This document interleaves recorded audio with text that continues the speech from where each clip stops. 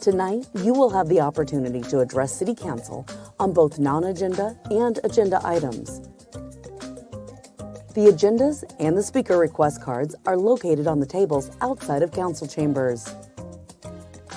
You must fill out a speaker card in order to address the City Council. Please hand in your completed card to the City Clerk before the start of the meeting. If the meeting has already begun, please hand it to any city staff. You may also check the "I do not wish to speak" option on the card. This allows you to still voice your opinion on an item on the record without having to speak. Public comment on a non-agenda item will take place during the citizen comment portion of the evening. These are items that don't appear on tonight's formal agenda. The City Clerk will call your name when it's time for you to speak. At that time, please approach the podium and state your name for the record. We ask that you speak clearly into the microphone. You'll have a maximum of 3 minutes, and there is a timer visible from the podium. When the light changes from green to yellow, your time is coming to an end. When the light turns red, your time is up. Note that you may also choose not to speak if other speakers before you have said what you wanted to say. Shouting, cheering, and loud noises will not be tolerated, and violators may be removed for disrupting the meeting. Goodyear City Council meetings stream live on Facebook and YouTube, and online at goodyearaz.gov. Thank you for your participation in tonight's meeting. I'd like to call to order the regular meeting on March 22nd, 2021. Please join Councilmember Laura Tano in the Pledge of Allegiance and invocation. I pledge allegiance to the flag of the United States of America and to the republic for which it stands, one nation, under God, indivisible, with liberty and justice for all. Let us pray. Dear Lord, we thank you for all the blessings you bestowed upon our city. And we ask for your grace and guidance to help us make wise decisions for the best of our citizens throughout this meeting and beyond. We ask that you heal the sick, you watch out for the injured, and you protect those that protect us here and abroad. We ask that you continue to look out and bless Goodyear and the United States of America. Amen. Amen. Amen. Thank you, Councilman Laura Tano, for that nice prayer this evening. We are all present, and so I'm going to start out with our city clerk. We'll now give some information on how to participate in tonight's meeting. While the Goodyear City Council meetings are open to the public, the occupancy has been reduced to implement social distancing. Seating is generally available on a first-come basis, but meeting attendees will be cycled in and out if necessary to allow for speakers to speak on certain agenda items. If you wish to speak during a regular meeting, please complete a speaker's card so that we may ensure you are in the room for that item. Face masks are required and must be worn when moving throughout the building. Our residents still have several ways to address the council. They may submit their questions and comments to publiccomments@goodyearaz.gov, and during meetings, residents can view the meeting using Facebook, YouTube, or the live session link on the meeting video page on the City Clerk's office website. After the meetings are completed, they can also be viewed on YouTube. The public may always contact the mayor and council at any time by sending an email to gycouncil@goodyearaz.gov. Thank you. We'll go to the communication item tonight. We only have one. Staff from the Parks and Recreation Department will provide information with the Hops and Hops event.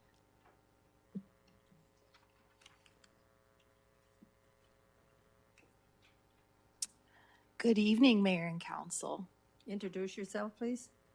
Say that again, Mayor. Introduce yourself. My name is Brenna Hosey. I am with Parks and Recreation. I am the festival and event coordinator.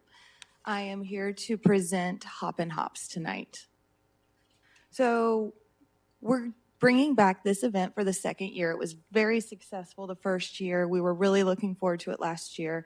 So this year we're adapting, which is one of our core values and something I feel like we've really knocked out of the park this year.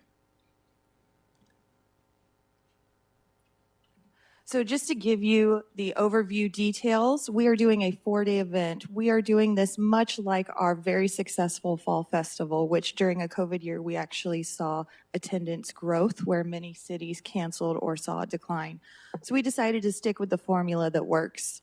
We're going to be going Thursday through Sunday, April 1st through the 4th, located at Goodyear Ballpark. We're going to be going the same route that we did for Fall Festival. This is going to be a nighttime event. A lot of Easter events are during the day, so this is enabling everyone to do anything they want for their traditions and then come visit us at night. So it's going to be 6 p.m. to 10 p.m. You're going to see a lot of imaginative, illuminated displays that you'll be driving through and plenty of giveaways at the beginning and at the very end. So just like those totes that we gave away the first year, we've got those coming back, Easter eggs, golden eggs, candy, you name it. And of course, the great thing about this event is it's completely free. We are doing registration ahead of time so that we can keep the crowds at bay, but we will have an overflow night on Sunday for anyone who wasn't able to register ahead of time. I threw in a few pictures to give you an idea of what we're working on. We've got a lot of bright neon fun colors, upbeat tones, upbeat music, and you're really going to feel those bright colors and music throughout the entire event because we are working with a team that's got an FM transmitter. So you're going to turn your radio on and you're going to hear that fun go throughout the entire tunnel.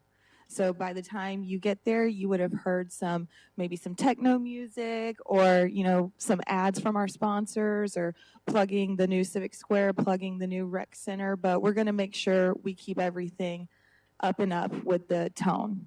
Super excited to also say that even though this is an adaptation to the event, we will be doing selfies with the Easter Bunny, and you'll be able to get a card in your tote that tells you how to find those selfies. But it'll be a fun selfie stick, so a very millennial way of doing selfies with the bunny. So you'll be seeing plenty of things like falling eggs from the sky, driving through rainbows, driving through the springtime flowers, and it's just going to be really fun. So that's for everybody to come visit us next week. It's already here, and we're very excited about it. Well, it looks like fun. Anything you want to add to this, Council? Well, I have to tell you, I went to the Halloween one, and I'm sure I'm not going to get frightened and jump an unexpected voice as that, but you do such a good job, and Thank you. I hope they all come because this one's going to be quite special with the colors and the lights. So thank you very much for your work and the team's work. We appreciate it. Thank you, Mayor and Council.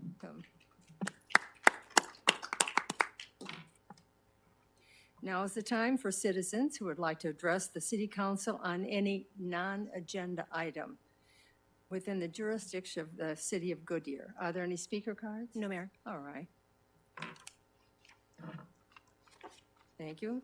So let's go to the consent agenda. Will the city clerk please read consent agenda items 2 through 8 by title only, please? Number 2, approval of minutes. Number 3, adopt resolution number 2021-2138, declaring and adopting the results of the special election held on March 9th, 2021, declaring results on 10 propositions, and ordering the city clerk to record the resolution. Number 4, approval location transfer for a Series 6 bar liquor license for Macayos located at 1474 North Litchfield Road, Goodyear, Arizona 85338. Number 5, approve the preliminary plat for Avion at Ballpark Village, subdividing approximately 153.65 acres into 575 lots, 49 tracts, and 2 parcels, the property, subject to stipulations. Number 6, waive the requirement for a preliminary plat pursuant to ARS 9.463.01U and conditionally approve the replat of Rev at Ballpark Village subject to stipulations. Number 7, accept the public utility and sidewalk easement associated with the Goodyear Professional Plaza project. Number 8, approve the budget transfers for fiscal year 2021.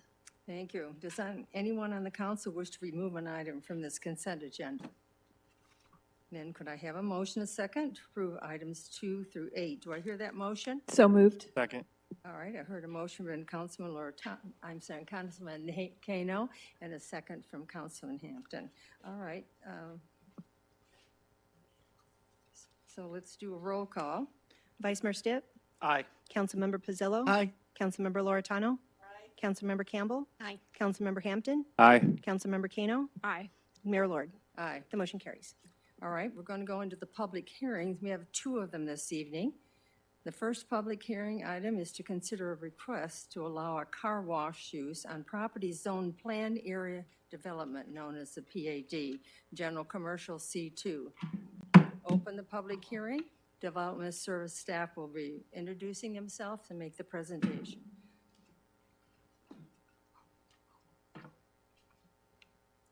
Thank you, Mayor and Council. Katie Wilkin, Planning Manager.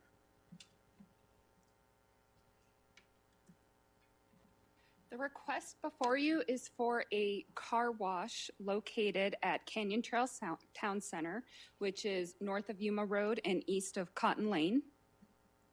It's a just under 2-acre site, and the center is zoned PAD commercial. The exact location is on an undeveloped pad site just south of the Target building, in between the existing Jack in the Box restaurant and another vacant pad site where Christian Brothers is currently in the development review process, so that's not yet developed. There are residential uses within the notice area in the Canyon Trails neighborhood.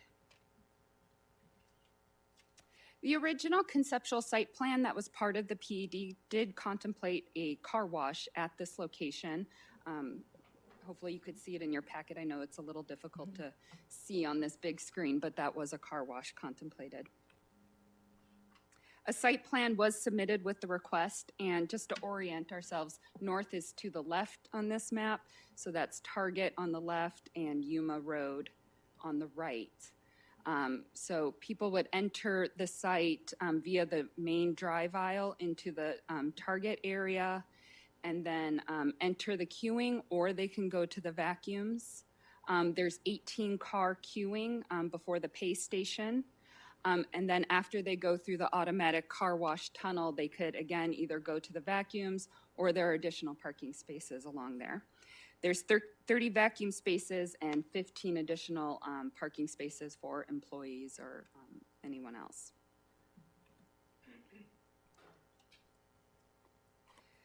The car wash, per the city regulations, the car wash is supposed to be oriented so that the tunnel doesn't face an arterial roadway. However, after working with staff and the applicant, it was determined this was the best layout because it did allow for more queuing of cars with it facing the street.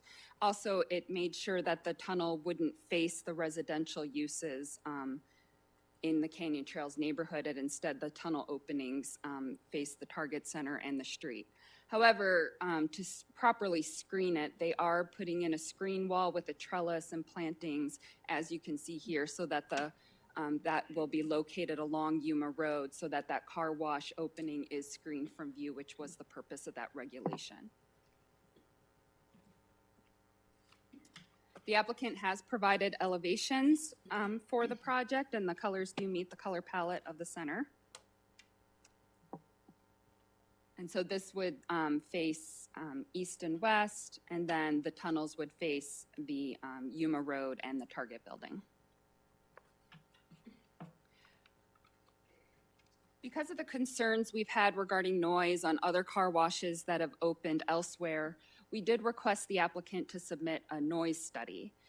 They provided the noise study, and then one of the stipulations of approval, because of the noise is mostly generated from the blowers that blow dry the car.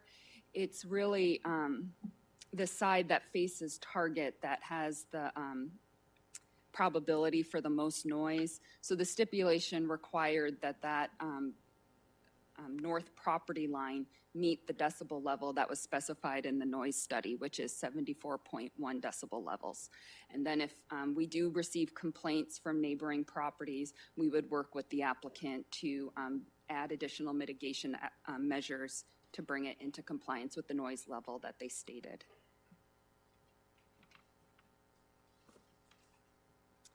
So the application has been found to meet all city requirements. We haven't received any opposition from the public, and the Planning and Zoning Commission did recommend approval of this item by 7-0 vote. Very That good. concludes my Is the presentation. applicant here and The would like to applicant is speak? here.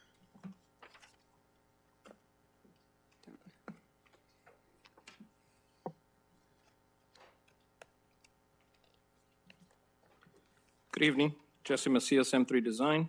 I'm here representing Cobblestone. And first and foremost, I want to thank staff. They've been great to work with. Obviously, as Katie mentioned, we've been working diligent on making sure that the site plan works for all intended purposes as well as compliance. I do want to say that this is actually, of all our sites, usually an express car wash is probably just over like 1.2 acres. This actually is our largest. This is just under 2 acres.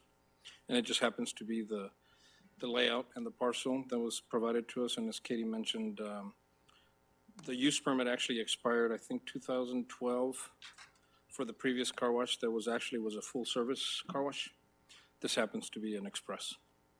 And again, we don't have any issues with the noise study that actually we prepared, and so we have no issues with the decibel levels.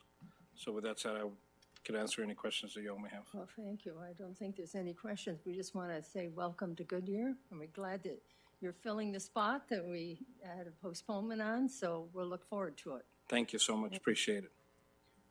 Are there any speaker cards? No, Mayor. Okay, so I'm going to close the public hearing. Can I have a motion to conditionally approve the request for the use permit to allow a car wash, Cobblestone Express, on the 1.81 acre property zone planned area development, PAD, general commercial, C2, located on north of West Yuma Road and east of South Cotton Lane, subject to stipulations? Do I hear a motion? So moved. Second. I heard a motion from Councilman Campbell and a second from Councilman Loretano. Council discussion? Yes, Councilman Loretano. Kano, I know. I'll get it. Well, car washes are really catching on right now, and we have that car wash that was built at the Parkway Village off of Roosevelt, and that's a place where I go frequently and have noticed that the congestion in that area is very significant. It's located right by an entryway, and if you try to get through there, it gets to be pretty challenging. There is another car wash being built up on Pebble Creek, and I think by the Del Taco, and it looks like, although that's the entry, there seems to be much more room about that. This one does concern me because of its location to a primary entryway off of Yuma with the light, and its proximity to Target. It's a busy entrance and exit. I am concerned about backup. We've seen that in coffee shop locations, certainly car washes.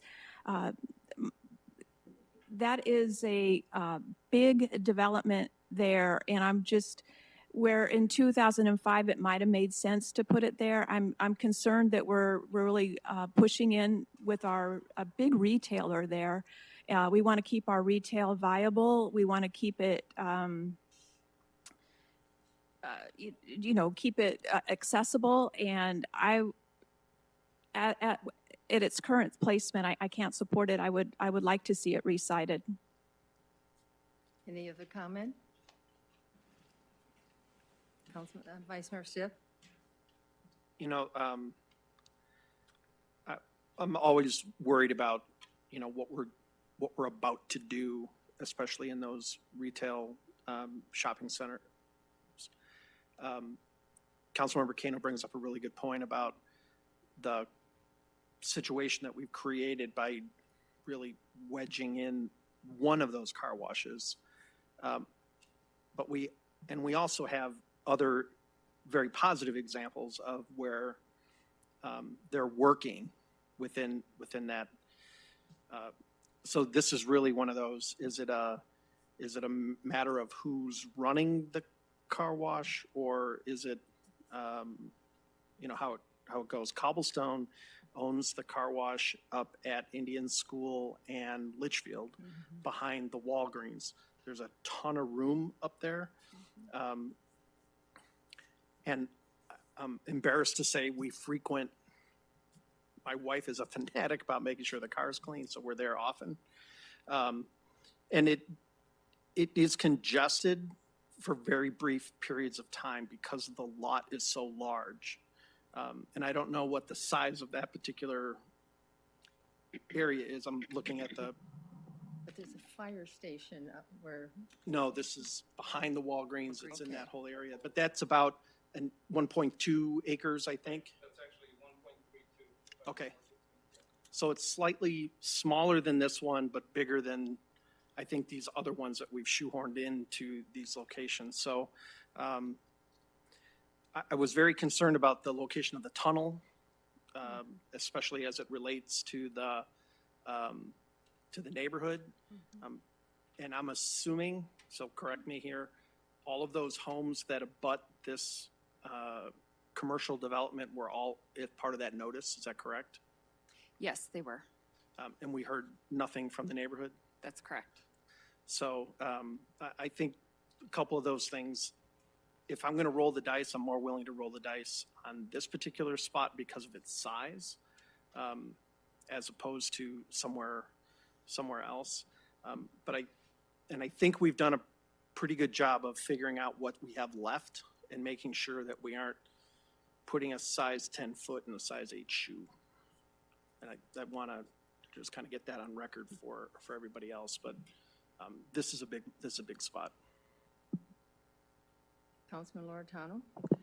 I frequent that target area quite a bit, and Laura Kano, Councilmember Kano, makes some very valid points about right now it may not be a problem, but in the future I think we have to make sure that if we do see traffic that we work with the applicant, because that is always a possibility. You don't want people lining up there. I think this is probably a little bit different than some of the other ones because it looked like from this one, the vacuums aren't going to be on either side of the lanes. Is that correct? Right. This one is different than the one at Parkway Village. The one at Parkway Village, the queuing runs in front of the vacuum spaces. Yeah, that's the one at the Walmart, right? Yeah, I think that is one of the major problems with the backing up because people stop so people can get their cars out. So then it backs up further. So I think this will hopefully alleviate that. I think this is a better design. I wouldn't support this type of design if it's going through those because that just leads to a huge backup. So I understand the concerns. I think this is a better design for that area, but I think we do need to make sure that if it does start to back up or if we have problems, that we look for solutions so it doesn't go to where that stoplight is. I think it will be busy, and I'm hopefully that this one will alleviate some of the traffic at the other ones as well, because there is none in this area whatsoever. So I would say welcome to Goodyear, and I think that will be a good spot for it, and we just need to monitor it to make sure it doesn't become a backup issue. Any other comments? Councilman Campbell? I'm in favor of where it is, Katie, because it's going to be positioned differently than the one we approved next door to Augie's. We didn't realize the noise and the blowers and all of that. So now we have been mitigating that every time one of these car washes come before us. And Bill, the cobblestone behind Walgreens, that used to be Palm Valley Car Wash. Right. So it was already there. And they were very successful in taking it over. And you're right, it only backs up a little bit, but it backs up. What backs up is trying to get across Indian School to go westbound. And so I don't see this as a problem. And there's more than one interest into this Target shopping center. And it's, I think, big enough that it's going to work. And like you said, Sherry, there's not any in West Goodyear. And this is wonderful for those folks out there so they don't have to come all the way to the other two locations. It might take some traffic off. Yeah. That one, because they have another alternative. So, any other comments? Yes, Brandon? Yeah, I live in the Canyon Trails area here too, and I frequent this area a lot. But I was curious, as people are exiting, is there a way to make it like a right-hand turn only so they don't go to the lit intersection? Because they can go all the way east there and then catch the right-hand turn back out. I'm just trying to alleviate any future traffic. I'm sorry, here. The exit of the shopping area there. Yeah, as it goes there, you take a right-hand turn, and there's another right back out to Yuma Road. If you go east, I guess. Oh, you mean people here would turn right to the other? Yeah, it's a turnaround over that way. I'm just trying to figure out how to alleviate any potential. I think a lot of people are really excited, at least in my neighborhood, about this. I'm just trying to make sure. I'm trying to alleviate any potential backup to people trying to take a left-hand turn back to the light out of this area, because I hope it does really well. I hope everything does well that we bring here. So Remember that intersection is going to be redone. I think we're going to get. you're some talking more about information. the intersection of the freeway No, intersection there at Yuma. on Yuma. Yuma. Yeah, That's all So- going to be redone. that's So all the, going to be redone. the light's going to be redone too there? Mhm. There's Christopher. Yes, sir, please, go ahead. Good evening, Mayor, Council. Thank you. Just a couple of points just for clarification for council's consideration. Number one, if we put what we call, this is a technical term, by the way, a pork chop, which would force a right-hand turn. In a situation like this, I'm sure the applicant would probably say people would still want to turn left and just drive over it. It is a private access easement there that's that's shared through the center, so it's not a public street. Yeah. So we would need to work, the applicant would need to work with the other owners within that facility to make sure that they're all agreeable to that kind of traffic control. But although that being said, just one important difference here between this particular site, just to point out for council's information, and the site at Parkway Village, is when you come out of that tunnel at Parkway Village, it's a very sharp turn to turn right to get onto that interior driveway that then takes you out to Australia Parkway. So there is a very short queuing that also can contribute to the backup. Here in this particular instance, yes, Katie, if you can move, if they come out and want to turn left, the queuing, it was, I don't know what that distance is. What's your lot width? It's about 320. So you have about 320 feet, maybe 300 feet of queuing area for people to kind of back up if they want to turn left and go back out to Yuma at the signalized or what in the main entrance there. So there is a lot more room and geometry for drivers to navigate and also queue up. The third point I'd just like to make real quick is that Parkway Village, where you come out of the tunnel and so forth, and also where you enter into the site, is a driveway that serves many different businesses in there, the hotel, the paint store to the south, and many other, the restaurant and so forth, many others. This drive aisle will really only be for whoever patrons want to go to Target on that north side, and also the, as Katie pointed out previously, the future automotive repair shop to the east. So there's only one other business that is really sharing that drive-through, not a whole plethora like the Parkway Village. I have Go another ahead, Brandon. clarifying question. So when the future 303 gets in the main exit of the 303 is at Yuma, the truck traffic, when it comes in, is it going to be hitting this light, taking a left turn, and then going down this drive to get behind Target? So, There's actually a second access. yeah. There is. I just don't know. I can't remember. I think there's a Yeah. median, or there. I No, don't know if not there's. I there. can't remember if there's a median there or not. No, it's a full 30-foot, right, you can see it there just east of Christian Brothers. There's a second access that Yeah. is basically the delivery access. Okay. That's all. I'm just trying to foresee what that would look like. Because, So- like I said, that will be the main. Right now, they come off Lilac and they go in off the 303 and head over there. But in the future, they're going to be all those truck traffic will be going off of that interchange there. And I would imagine they'd be tempted to take the light as opposed to waiting to take a left turn. But I just want to I'm just looking in the future. That's all. Absolutely. Yes. And you know, one of the things that most car washes, I do a lot of car washes. The great thing about this one is that we're actually facing our circulations internal. Yeah. Most car washes that you see out there actually exit right out onto a major street. Yeah. And those are the ones that I think we have to be careful. And again, I have to be careful because I represent a lot of car washes. But this one, the way we laid it out, it actually works great. Our queuing, normally we provide 9 cars. This one actually, we provided 18 and working with staff. Okay. And let me tell you, there's never 18 cars. We actually, cobblestone, we actually have a conveyor system in the tunnel. So there's no lining up the tires, and we're able to fit, up to 4 or 5 cars at the same time. So literally you're there 5-10 minutes. And Okay. unless you're vacuuming and you want. Yeah. But No, I like the layout of it. I was just curious about how it fits in the holistic part of the absolutely. area. Staff So, moment, okay, as long as you. Yeah, I come saw brought up, Okay? brought the big guns up here. So. Yes, ma'am. Thank you.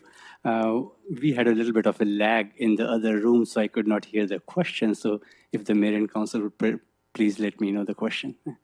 Yeah, repeat the question? Yeah. Oh, just about truck traffic coming into that plaza there, how it would come into there. If they hit the light or if it hit that left turn, but it sounds like they would encourage truck traffic to hit the second left into the plaza there, not to go through the area along Christian Brothers and Cobblestone there. So Katie, can they put the Christian Brothers map up? Actually, I'm not imagining the truck traffic right now. right there, that road there. So it would come off of 303, Right. then go down Yuma, and the first light that they would hit would be that entrance there. The second one, there's no light.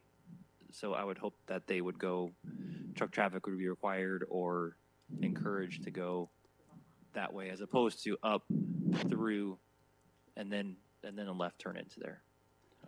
Right. I think once we Overcomplicating it, but I just, like I said, I just wanted to make sure what it's going to feel like when it's all in there. Right. It'll be basically just the local truck traffic, and any once the 303 is in place, then basically it'll be the local traffic that'll go in that direction. Okay. Okay. Like I said, just thinking Thank you very in the much for future here. coming. So thank you. Sorry if I did not clarify too much. Any more questions? Okay, let's vote on this. All in favor say aye. Aye. Aye. Opposed? Nay. The ayes have it. Oh, I'm One sorry. nay. Did you get that opposition? Thank you. Sorry about that, Laura. I heard speedy. All right, we're going to go to number 10, the next public hearing. Item is to consider approving the Arizona State Land Department rezone. I'm opening the public hearing. Development Services staff will be presenting this. So please introduce yourself. Thank you. Mayor and Council, Katie Wilkin, Planning Manager. Thank you. All right, I have a presentation for the Arizona State Land Department rezone request. I do want to note that, as council's aware, there's been considerable public interest in this. So I do have a more detailed presentation than normal to try and address some of the concerns that we've been hearing from the nearby residents. So I am going to go through some of the current conditions of the site, what the zoning proposal is. There's been a lot of questions about infrastructure, and then I'll give you a summary of the public outreach. So the site is located, it's about 1,100 acres, and it's located north of Interstate 10 and west of the 303, and the land is state trust land. The next few slides I have are actually from the Arizona State Land Department. So state trust land is land that was given to Arizona upon statehood from the federal government, and there's over 9 million acres in the state. In the city of Goodyear, we have a lot of state land. Over 13% of our land ownership is Arizona state land as of today, and that's in the general planning area. So this is not the last state trust land project we will see. Now, what can be confusing for residents is that state trust land is not public land. The purpose of this land is to generate revenue for beneficiaries. So this state trust land is more akin to private land than, say, like parkland or even land owned by ADOT or an entity like that.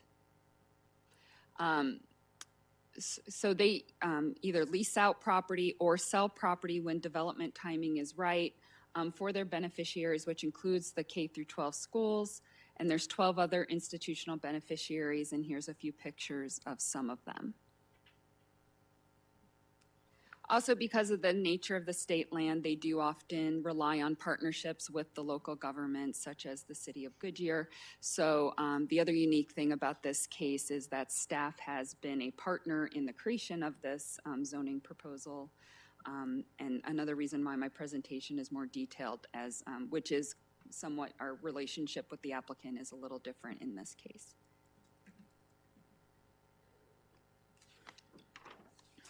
Let's see.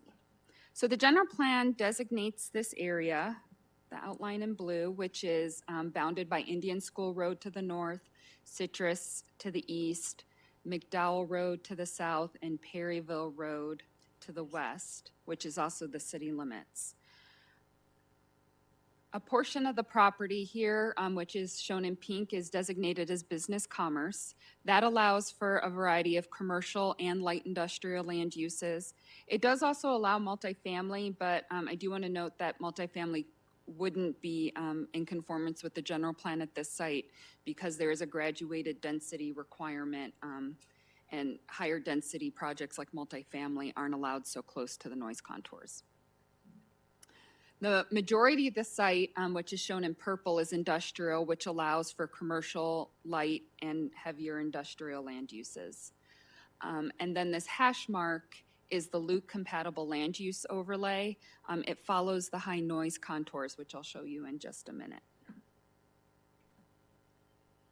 The property is currently zoned agriculture, and to the north is the Sedea residential neighborhood.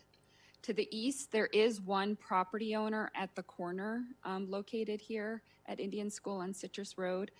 The remainder of the adjacent property is PV 303 Industrial Park, as well as the Perryville Prison to the southeast. On the south side, Canada Village neighborhood was within the notice area, but it isn't located directly across from the zoning area. Directly across to the south is land that's in the county that's zoned for industrial and commercial uses. Then to the west, south of Thomas is Buckeye, which is business zoning districts. And then north of Thomas is the Litchfield Farms residential neighborhood, which is located in the county. One thing I do want to note is that although the current use is commercial farming, and that commercial farming use is compatible with Luke Air Force Base, the agricultural zoning district is not compatible with Luke Air Force Base because agricultural does allow residential dwellings to be built at 1 dwelling per acre. So it is not a compatible zoning district with Luke Air Force Base. Speaking of which, the current site conditions, so this area in yellow is the accident potential zone. And then these green lines that I hope you can see are the noise contours. This is the 70 noise contour and the 65. And anything inside the 65 is considered the high noise contour area. And I'm just gonna flip-flop between slides for a minute. Just to give you context, this area in gray, that is Luke Air Force Base. And basically, this is the center line of the runway. So the first portion closest is the clear zone, nothing can be built. And then you get to the APZ1 where buildings are not permitted to be built, but there can be some uses such as parking lots. And then in the APZ2, there's highly restricted uses. Residential, retail, and assembly type uses are not permitted in the APZ2. We also work closely with Luke Air Force Base on the development plans, the building heights. They review everything in the vicinity. In the noise contours, residential uses are not permitted within the high noise contours, and there's some uses that are also not allowed, like hospitals with overnight stays that are residential in nature. As I stated, Perryville Prison is adjacent to the site and is directly adjacent since it is on both sides of Citrus Road. There are 230 kV power lines that run on the site along Perryville Road. Those lines do run along Indian School, but they're on the Sedea side of the street on the north side of the property. And then there is freeway access to both the 303 and Interstate 10. One thing I do want to note, though, is on Citrus Road, it is not a full traffic interchange onto Interstate 10. So there's more limited access than there is at Perryville Road and I-10.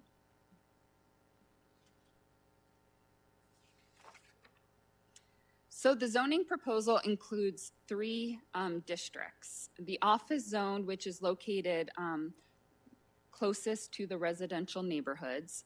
There's a light industrial zone just south of Thomas on Perryville, and then the remainder is general industrial zone. So I'm going to go through each of the zones, but I am going to focus a lot of time on the office zone since that is directly adjacent to the residents.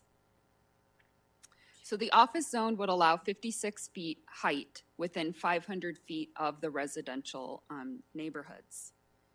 After the 500 feet, the height could go up to 80 feet in building height. There would be a 100-foot building setback and a 50-foot landscape setback. And I'm gonna go into a little bit more detailed. So for example, this is Litchfield Farms neighborhood, a close-up. There's 110 feet of right-of-way planned for Perryville Road. And then we would have the 50-foot landscape setback. And so this area in green would have to be entirely landscaped except for driveways. The next 50 feet or 100 feet from the property line is a building setback. So in this area in blue, they could put parking lots or drive aisles, but they couldn't put a building. So the building has to be set back 100 feet. So then from measuring from the residential property line is the 500 feet area of where the shorter 56-foot height limit is.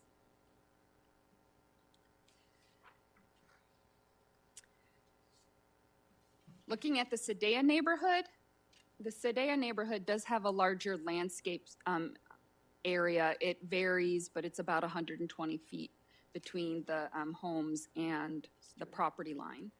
Then Indian School Road's a little bit wider, ultimate right-of-way at 130 feet. But then the setbacks would work the same adjacent to the Sedea neighborhood. The first 50 feet is a landscape yard, then the building setback for a total of 100-foot building setback, and then that 500 feet is measured from the residential property line. So it'd be measured from, the edge of the landscape area, 500 feet, 56 feet in height, then they can go up to 80 feet. One thing I do want to note is that typically along arterial streets, our standard is that one tree has to be planted for every 25 feet. And the tree that needs to be planted is a 15-gallon.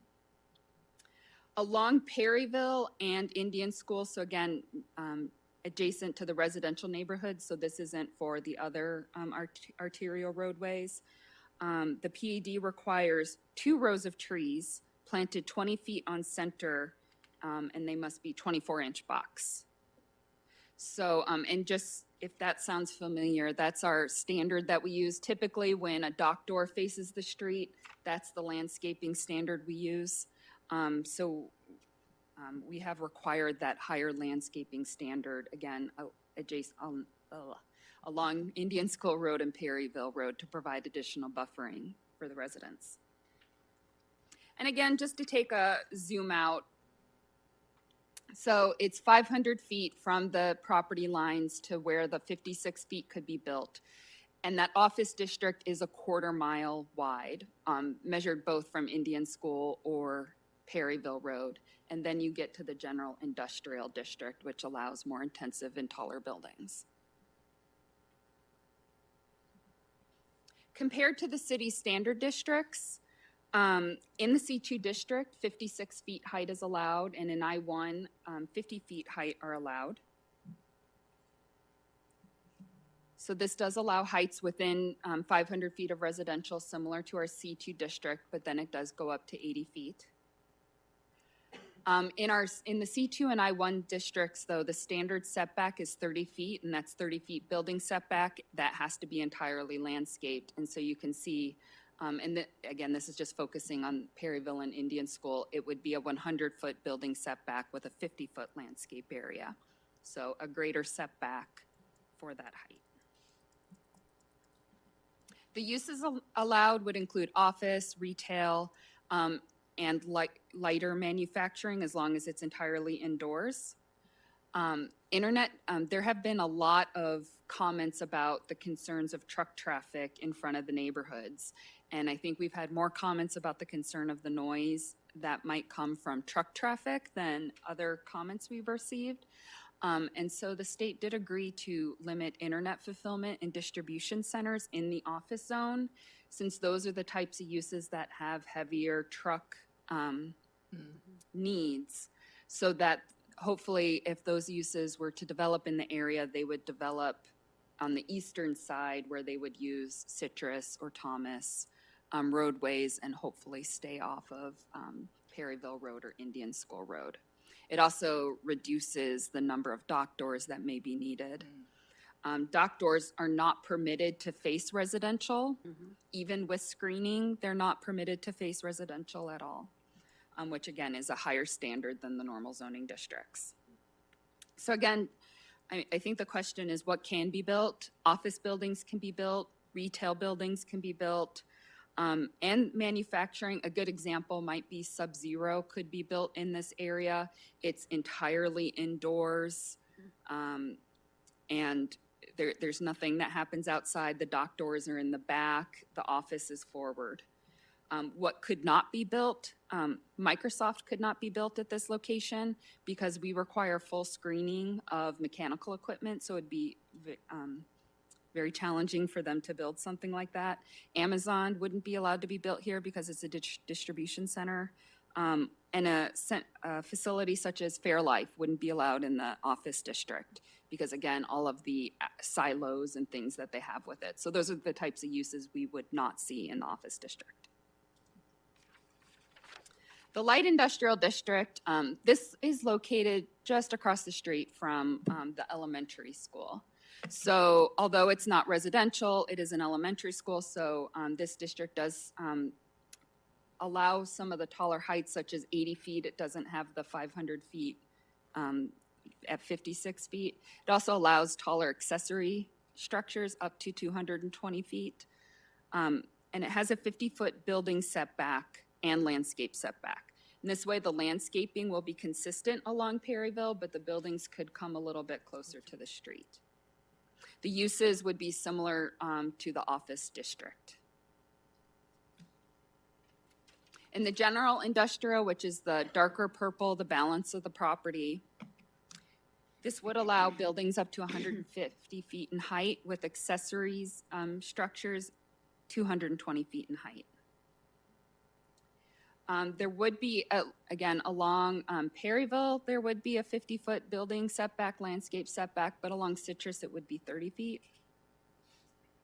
The uses are somewhat similar to I-2 uses, but heavier industrial uses have been not permitted in the area, such as smelting, tanneries, some of the uses that might cause odors or noise. Some of those are just allowed by use permit in the I-2 district, so those have been not permitted. You can see that there are taller heights. We have seen, although before I compared to the city districts, I do want to just note that the balance of Palm Valley 303 does allow a 75-foot height, and then the area adjacent, it's called PV 303 West 3. That's right here, that allows up to 130 feet in height. So these are similar heights we've seen in some of the other PEDs. It appears that 80 feet height for industrial is becoming the new standard rather than 50 feet in our zoning ordinance. Since this went to the Planning and Zoning Commission, we did modify the PAD. The first one is that in working with Luke Air Force Base, we wanted to make sure there were protections so that if they found that there is a potential use or height that may negatively impact operations, we had the right to work with the applicant to hopefully just modify the site. And this is a federal requirement. We're just trying to make it very clear and in the forefront to potential applicants, but there is an FAA obstruction analysis process that anywhere in this property, they would have to go through that process to get a finding from the FAA of no obstruction. And so we're just saying any site plan we approve is still subject to that FAA clearance that you have to get. We also, for any structure over 80 feet in height, we are requiring a zoning permit. And again, that's so we can work with Luke Air Force Base. From our understanding with Luke Air Force Base is the taller heights, whether those might be an issue for Luke or not, it depends. It depends how it's laid out. It depends if we're talking about an entire wall or just a few structures that are taller. So the zoning permit, which is an administrative process, again, just allows staff and the applicant to work with Luke Air Force Base to make sure the site layout works. The second thing we did is based on some of the feedback, we did clarify that agricultural uses are permitted, and that would include indoor growing of food or traditional agricultural outside. Rooftop gardens are permitted, and agricultural research are permitted. And I believe we've received some comments requesting we encourage that. In the PED, we just simply state that it's allowed. There's not encouragement language in there. Per request, we removed emissions testing from as an allowed use. I do want to note, though, that if the state did want to open an emissions testing, you know, the state doesn't necessarily have to follow zoning regulations. But if there was a private company wanting to open emissions testing, they would not be permitted to do so in the office zone. And the final thing we did was more of a clarification with the building height. In our zoning ordinance, you can go above the height up to 10 feet to add architectural elements, parapet walls. And because we just copied the regulation over from the zoning ordinance, it included chimneys and towers, which was meant for residential buildings. Basically, if you have a residential house and a chimney, we don't necessarily count the chimney and the height the same way. So we removed that because it wasn't meant to mean that you get extra height if you have an industrial chimney. As I said, I wanted to touch on the infrastructure since we've had a lot of questions. Water is being served by EPCOR and wastewater is being served by City of Goodyear. It is within existing fire and police service areas. And then streets and transportation is where we've gotten a lot of the questions. So Perryville Road, and one thing I just want to note, because I know many of you have been on council long enough probably to remember this. You can see here, this is just a little screenshot from our transportation master plan. And years ago, there was a concept called the Parkway concept, and Perryville Road was going to be a parkway, which meant there was going to be a very wide median all along Perryville Road, and the only places you would be allowed to turn left would be at the arterial roadways. We've gotten lots of questions about this from the Litchfield Farms community, and I do just want to state that the Parkway concept is no longer the plan for Perryville Road. Now Perryville Road is planned for a minor arterial, which does allow median breaks at places other than the arterial intersections. I just had a hard time with that word at the last one. Indian School Road is designated as a major. Citrus Road is designated as a minor. McDowell Road is a major, and Thomas is a minor. And again, just for the benefit of all the public to try and give us an idea of what does a minor versus major mean. A minor is 2 lanes in each direction with a median and can allow a turn lane. And an example would be Bullard Avenue, just south of Indian School Road. This is also similar, the landscaping area adjacent to Pebble Creek neighborhood is similar to the landscape width that would be next to the Litchfield Farms neighborhood. We don't know the exact way it would look until it would be fully engineered, but it is a smaller landscape area like this. And then I chose this picture because, as you can see, you can allow left turns into a neighborhood, which is shown in this picture here. And then for a major at Build Out, a great example is just further east on Indian School Road itself. And again, this is another example next to Palm Valley, where there's a wider landscape area like Sedea has, and then it's 3 lanes, a median, and 3 lanes. Traffic signals would be planned at arterial to arterial intersections, and then wherever else a traffic signal would be placed would depend on the traffic impact analysis we receive as site plans come in. So we don't know where else traffic signals may be located in the future. And again, we do have designated truck routes in the city. This is our truck routes map, which in this area pretty much just includes the interstates. However, it should always be noted that local truck traffic may always use local roadways. One of our major questions is what is being built here. The end user is unknown. We also don't have site plans at this point, and the next step after zoning would be site planning, which is when the building locations, driveway locations, and building architecture is determined. We held a neighborhood meeting on February 16th. We held it via Zoom. We had over 100 logins at the meeting. That did include some staff members. A lot of interest, lots of questions. We've also received significant participation before and after the meeting. We had, I've had in my log at least 38 individuals who've called and emailed us with comments and concerns. All the written comments we've received by March 18th were included in the packet.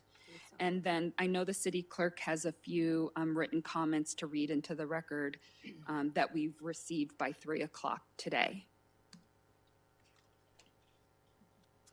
Although there are a variety of questions and comments and concerns, they really, most of them did boil down to one, just being concerned with industrial uses, locating so close to residential neighborhoods. As I stated before, we've received a lot of concerns about the increase in traffic, especially the truck traffic. And one thing I should have noted with the roadways is that the zoning is not directly tied to the size of Perryville and Indian School. While adjacent land uses do, of course, play into the roadways, even if this development stayed agriculture, Perryville Road is still planned to be a minor arterial with 4 lanes, two lanes with a median, and Indian School Road is still planned to be a major. Once traffic counts hit a certain amount, those roadways could be widened even if there's not development on this property. Last, we've received several questions and comments about the loss of farming. Duncan Family Farms does currently farm the site. We have sent several notices to Duncan. We haven't received any comment or questions from Duncan Family Farms themselves. As I stated earlier, we did try and address some of the questions and concerns we received on the farming by making sure it was clear that agricultural uses are still permitted in the PAD. The Planning and Zoning Commission failed to, the vote failed by 3-4 to recommend approval, which according to our bylaws means they forwarded a recommendation of denial to the Planning and Zoning Commission. There were several people who spoke at the Planning and Zoning Commission meeting. We provided a summary in the staff report. That concludes my presentation. Thank you. I know it was a lengthy presentation. John Froke, representing the Arizona State Land Department, is here and does wish to speak. And all right, why don't you have him come up now?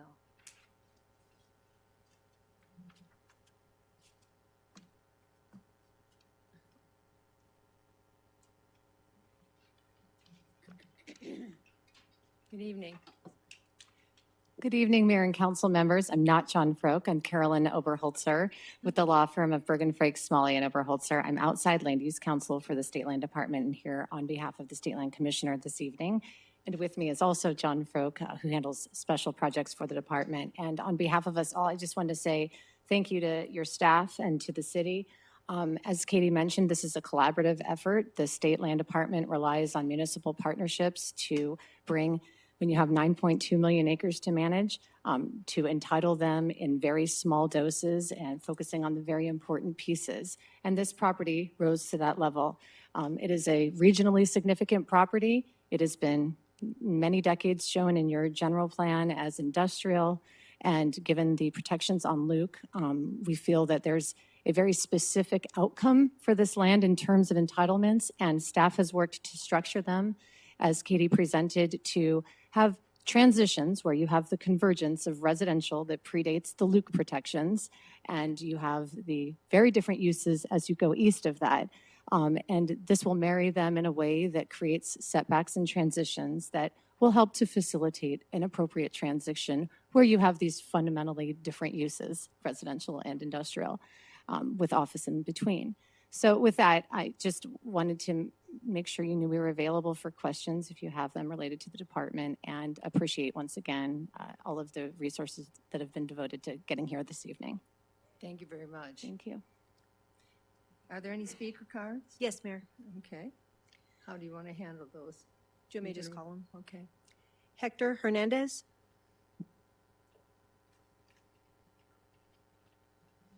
Hello, my name is Hector Hernandez. Mayor, thank you. Councilman, thank you for allowing me to speak. on behalf of changing this land. I've been a resident of the West Side all my life, and major projects have come to the West Side before, and I'm pretty sure you guys remember. One of them was the nuclear plant. I mean, you've seen how many people, are working there. How many of your residents on the West Side are actually working there? It's a great amount. Another major project was the I-10. Remember when it used to end at Dyser Road? Now it goes through. So you can see the progress that we have made out of here. Another one, remember when it used to flood back in the 80s, 70s?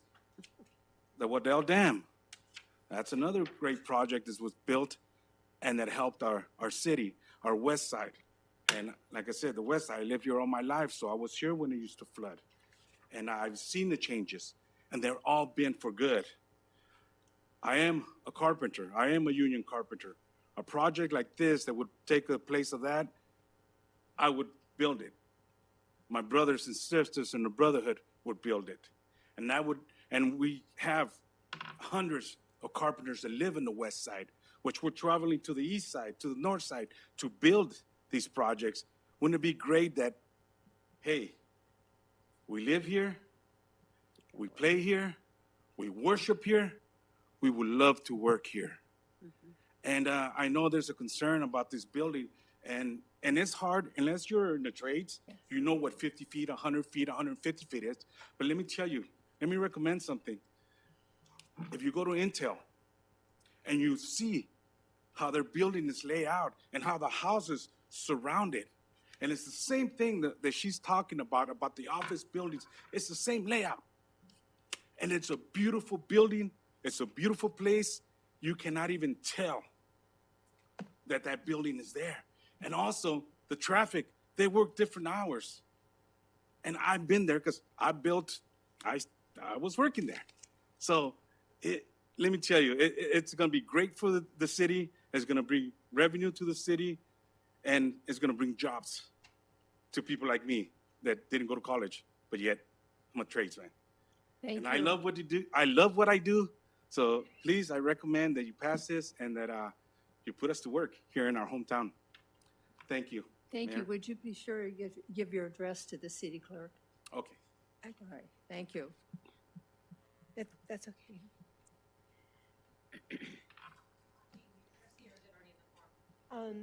If you could just write it on the form.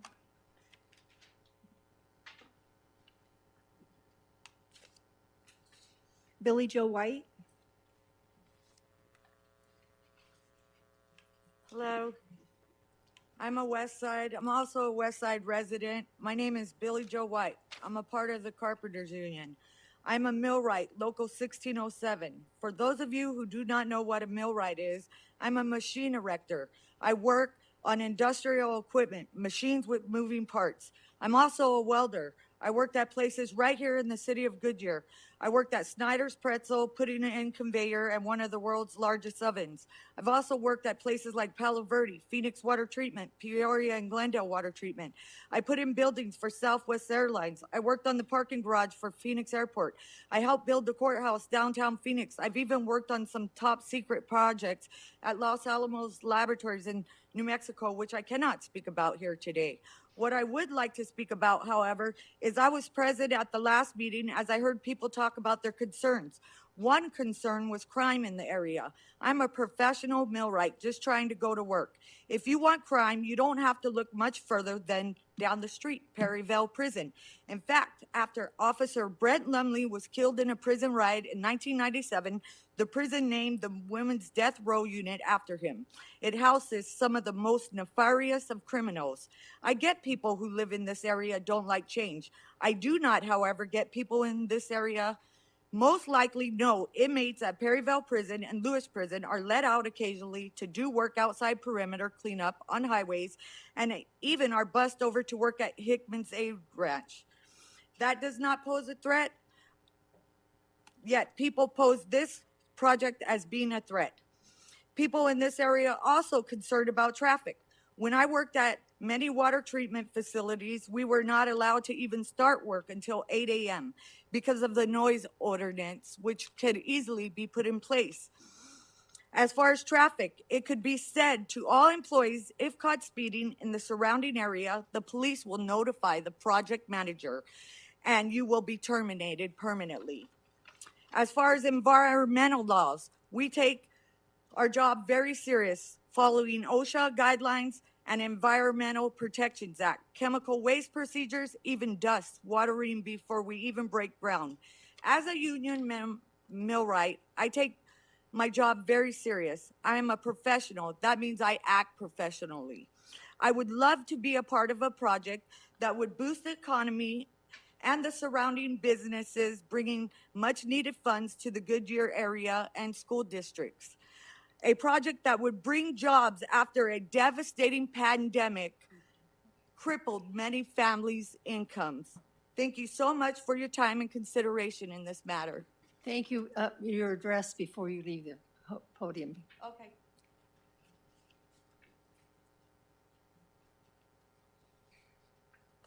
She's telling me. So. Huh? Yes. Mayor, if, Darcy, before you go, can we just have the speakers give their address when they come up to the podium and remind them about the 3-minute time limit? And actually, we changed it to where they just have to say whether they're a Goodyear resident or not, so that their addresses aren't on Okay. line. Okay. All right. So Goodyear or West Side is not the same. Mhm. So I'm a resident of Phoenix, or I'm a resident of Avondale or Yeah. Buckeye. Okay. Not West Side is not an address. Okay. That's what I'm Let's- trying to drive toward. Okay. Thank you. Make sure that's happening. Next. Yeah. Jessica Wade.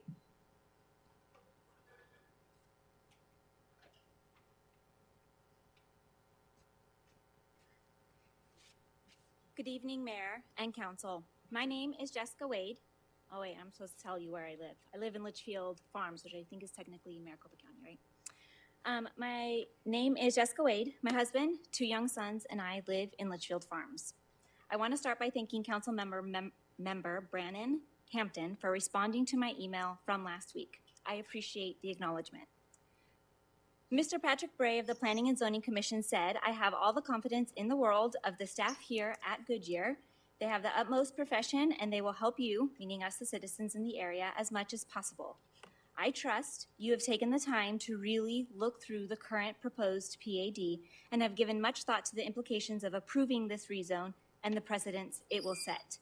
What a roller coaster of concern I've been on since February 1st. Such just a few short weeks ago when the notice of citizen review meeting sign was posted outside our quiet neighborhood. What was the best way to proceed?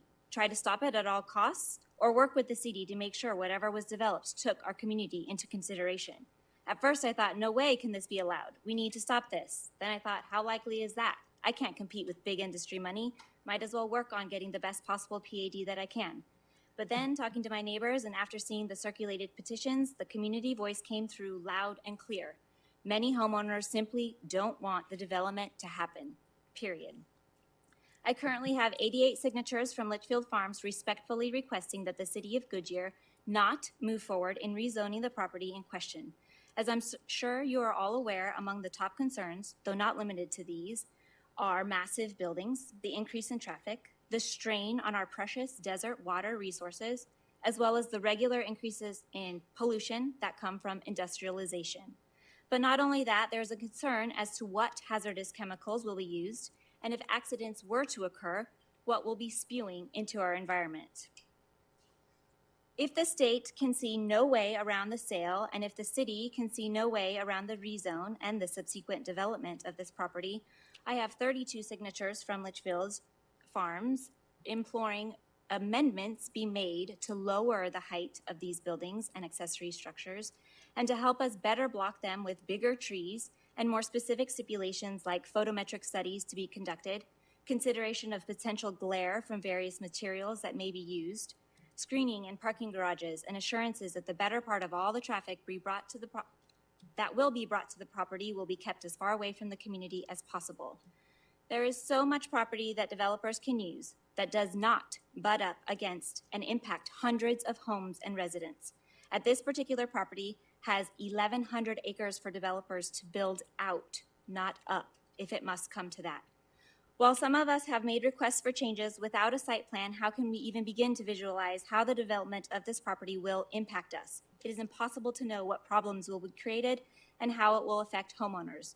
There has to be a better way to move forward. Thank you kindly for your consideration. You're welcome. Next. Andrew Decker.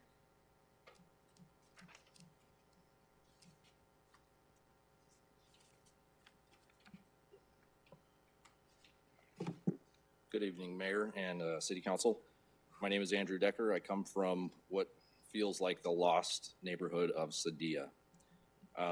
Just a little rebuttal on the Intel building that was built out in Chandler. That building was built before any neighborhoods moved in. So those residents knew what they were getting into by moving next to Intel. We did not. In 2014, when there was a ballot initiative, I guess you guys voted on rezoning this. The Sadia wasn't built yet. Permits had just been issued and the ground just started being broke on that. So there was actually no residents living out there. So I feel like if we're gonna move forward with this, we should probably have a revote on that because I'm pretty sure that members would not do it. And also, knowing that Sadia was being built, is that what forced you guys to have this voter initiative or this the thing on the ballot? Is that the reason why, knowing that in the future when people moved in there they wouldn't vote to rezone this at all?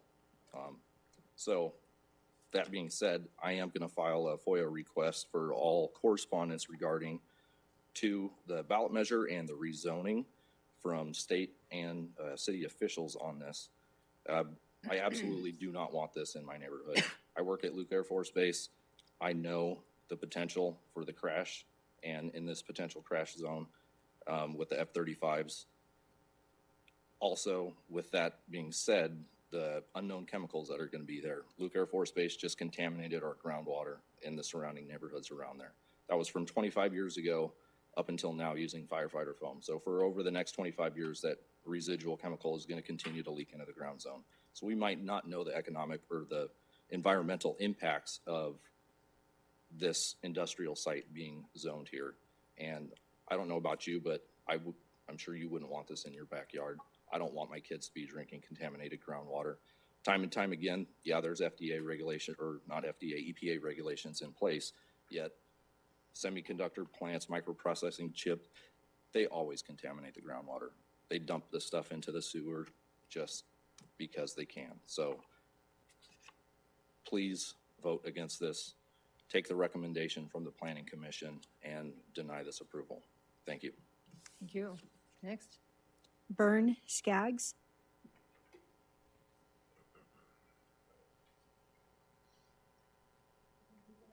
It might be outside. Yeah, I didn't wish to speak. Okay.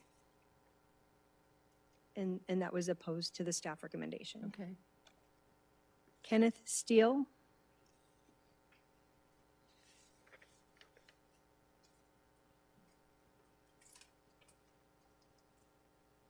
Good evening, Mayor and members of Council. Thank you for allowing me to testify today. My name is Kenneth Steele. I'm not a resident of Goodyear. I live in Tempe, but I work for an organization called Pinnacle Prevention, and we work across the entire state to grow healthier families and communities. And in our role as a nonprofit working across the state, we also help to facilitate the Arizona Food System Network, which is a collective of different organizations and coalitions that are focused on creating a healthier food system for the state and improving access to healthy food for all Arizonans. You've probably received a few emails, and we've been working with city staff on finding some ways to develop a compromise with the PAD on how to preserve a portion of land for agriculture. And so likely you've heard from some members of our network, including the Arizona Alliance for Livable Communities, and then also Local First Arizona and the Coalition for Farmland Preservation. And so we thank you for receiving those emails and looking through them. So we're here today to not derail or obstruct the process, but really just to develop a stronger partnership with the city. Some of us have previously worked with y'all on the general plan update a number of years ago. Others of us have worked closely on the Wellspring Park Initiative and other good things y'all are doing to create a healthier community here. And we want to continue that conversation with regard to the PAD on how we can continue to provide access to healthy food and all the benefits that farmland gives to our communities here in Arizona. So we recognize that this opportunity presents a lot of value to the community in terms of the job opportunities and potential revenue. But we also understand that there are a lot of benefits to preserving farmland. And so, you know, this farmland or this land, like we've been talking about, does have regional significance. The corporate center that might be developed also would be regionally significant to provide jobs for folks not only in this community but also the entire valley. But this is also regionally significant farmland. It's not easy to come by land that has access to great water, that has been farmed for a long time to develop all of the necessary nutrients to produce organic produce. And we essentially would hate to see it completely go away. And so, you know, we've heard from, you know, we've been involved in the process so far with the neighborhood meeting, with Planning and Zoning Commission, and we've seen residents of nearby communities talk about how much they value the ag land for the natural landscape, for the open space, for the quiet, for the lack of, you know, noise. There are those benefits, but there's also the benefits of how these, you know, medium-scale farmers are able to feed our communities, how they've stepped up during the pandemic to provide produce when the shelves were empty, and the increased demand that they've seen since that time for folks that are really connecting to their community and looking for produce here in their backyard. So our ask today is, you know, in addition to this opportunity to preserve this agricultural history within Goodyear, in addition to providing farmland for our next generation of farmers, of which there are few. The average age of farmers in Arizona is actually 61, but our organizations are working to kind of raise up that next generation, and there's a lot of interest in farming in the West Valley from young folks. So again, our ask today is to preserve a reasonable percentage of the land for ongoing agricultural use, specifically for food production. So we thank the city staff for clarifying that that's permitted, but we look forward to an opportunity for a discussion for how that might be either encouraged or created in some sort of ordinance or adjustment to the PAD where we can actively pursue, okay, let's leave a portion for farmland and let's work with the developer to make that happen. So if Goodyear is able to do this, y'all will really be a pattern for neighboring communities. We're seeing farmland being lost across the entire valley, especially in the West Valley, and many communities are dealing with the same struggle. So this will be a chance to really shine brightly as folks that are willing to develop a compromise solution. And so again, I'm happy to continue that conversation, meetings, emails, whatever it takes so that we can find a good compromise and find out a solution that works for the entire community. Me. I've gone long. I'll stop there. You're 2 minutes over. And Oh, sorry about that. I didn't realize where the time was to look at. okay. And thanks again. 3 and then 2. Do they have the light up there on the DS? It's right here. Oh. Michelle and Mike Lloyd. Wasn't the city clerk, do you want to tell them a time? Or if we, May I take this so you can hear me? what was the time? First of all, thank you. So you have 3 minutes, No problem. starting now. First of all, thank you, Mayor and City Council members, for allowing me a voice. My name is Michelle Lloyd. My concerns echo what Jessica Wade just shared with you regarding item 10, the Arizona State Land Department rezone.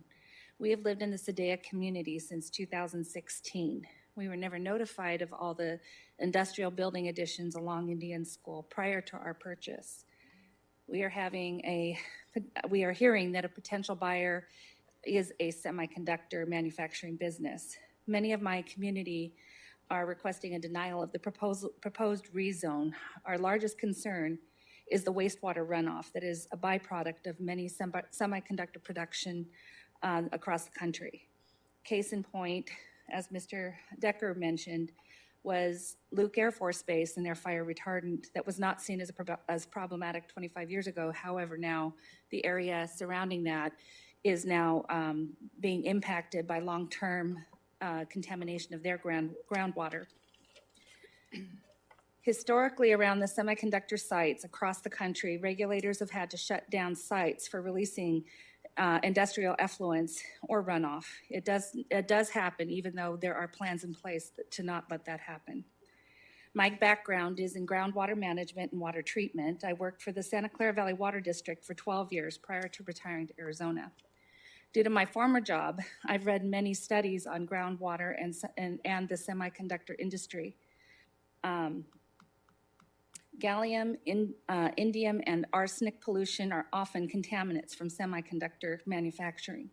Semiconductor wastewater contains heavy metals and toxic solvents which can leak into the groundwater supply.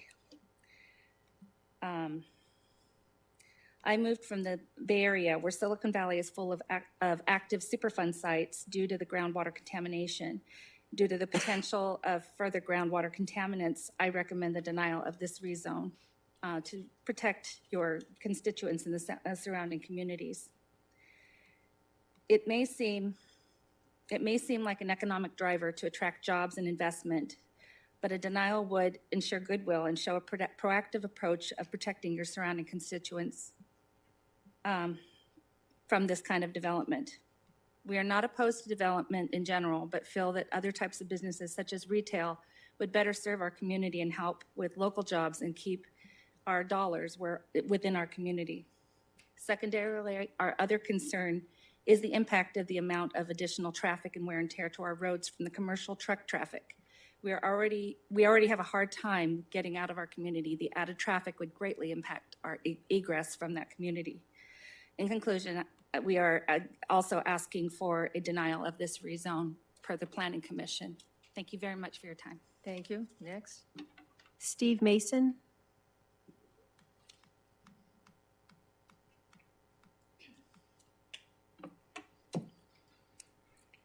Thank you, Mayor, Vice Mayor, and council members. I'm Steve Mason. I'm a resident of Goodyear and a resident of Sadea. I am realizing right now that it's not popular to be against anything that has to do with growth, especially in Goodyear. It's growth at all cost. And unfortunately, we have a situation which is definitely that. And I want to speak to that specifically. So let me explain. How in the heck did this get zoned as an industrial zone when you have two large residential areas plus a scattering of other residents and a school adjacent to this site, which has been used as agriculture for years? Now, as the plan goes right now, and I understand that it takes more rezoning, these buildings, if you took a football field and put it on end, is going to be half the height of a football field, with some accessory buildings at 75% of a football field high. Now, is that something that you're going to want in your neighborhood to look out? Are we going to have 150-foot trees blocking this view? I don't think so. Now, industrial zoning is not an acceptable use for residential and educational areas, which are currently surrounding land use. What about the traffic safety and the trucks and the noise and the environmental issues that have been pointed out? Rated by 1,000 employees now onto this site. what is the effect going to be on traffic in those of us that are in Sadea? Will we be able to use Sadea Parkway anymore? Because it'll be now a 6-way road. We'll be landlocked. Won't be able to get out. Also, just a side note, the economic development kind of is misleading. It says that the income from the sale of land will go to schools. Well, it goes to schools all over the state. It doesn't go to Goodyear. It doesn't go to just the 2 schools. It is across the entire state. So lastly, the Planning and Zoning Committee voted this proposal down because it did not fit appropriately in this area. Will you please heed the advice and also vote this proposal down? Please realize the cost to current Goodyear residents. Don't approve the rezoning at a huge cost to us. Thank you. Thank you. Next. Leslie Levan.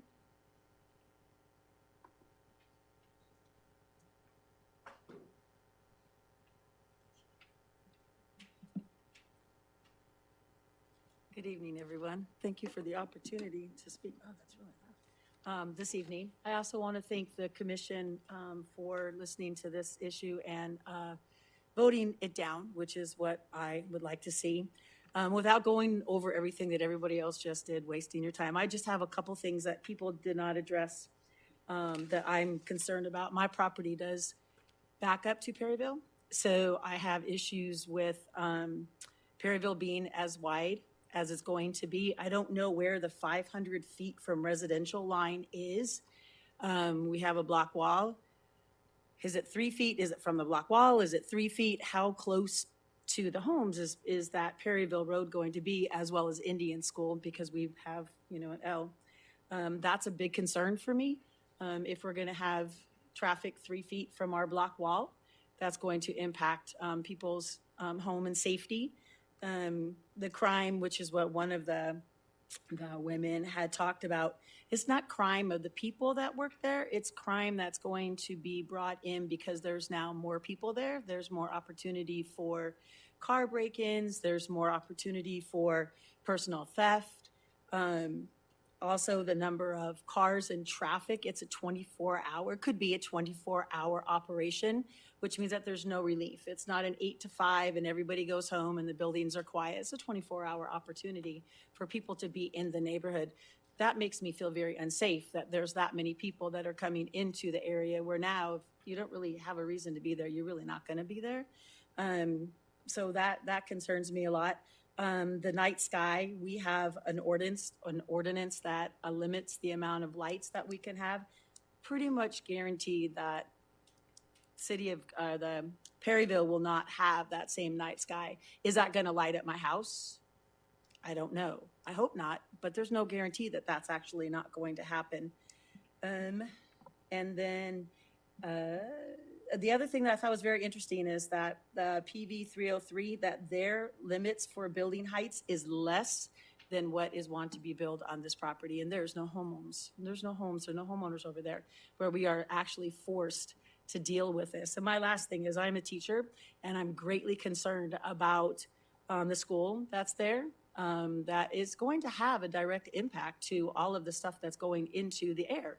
That's a huge concern. If I'm a teacher and I have to work there, would I really want to? Is that going to then limit the number of people who want to apply and work at that school, as well as the school that's right in Sedella as well?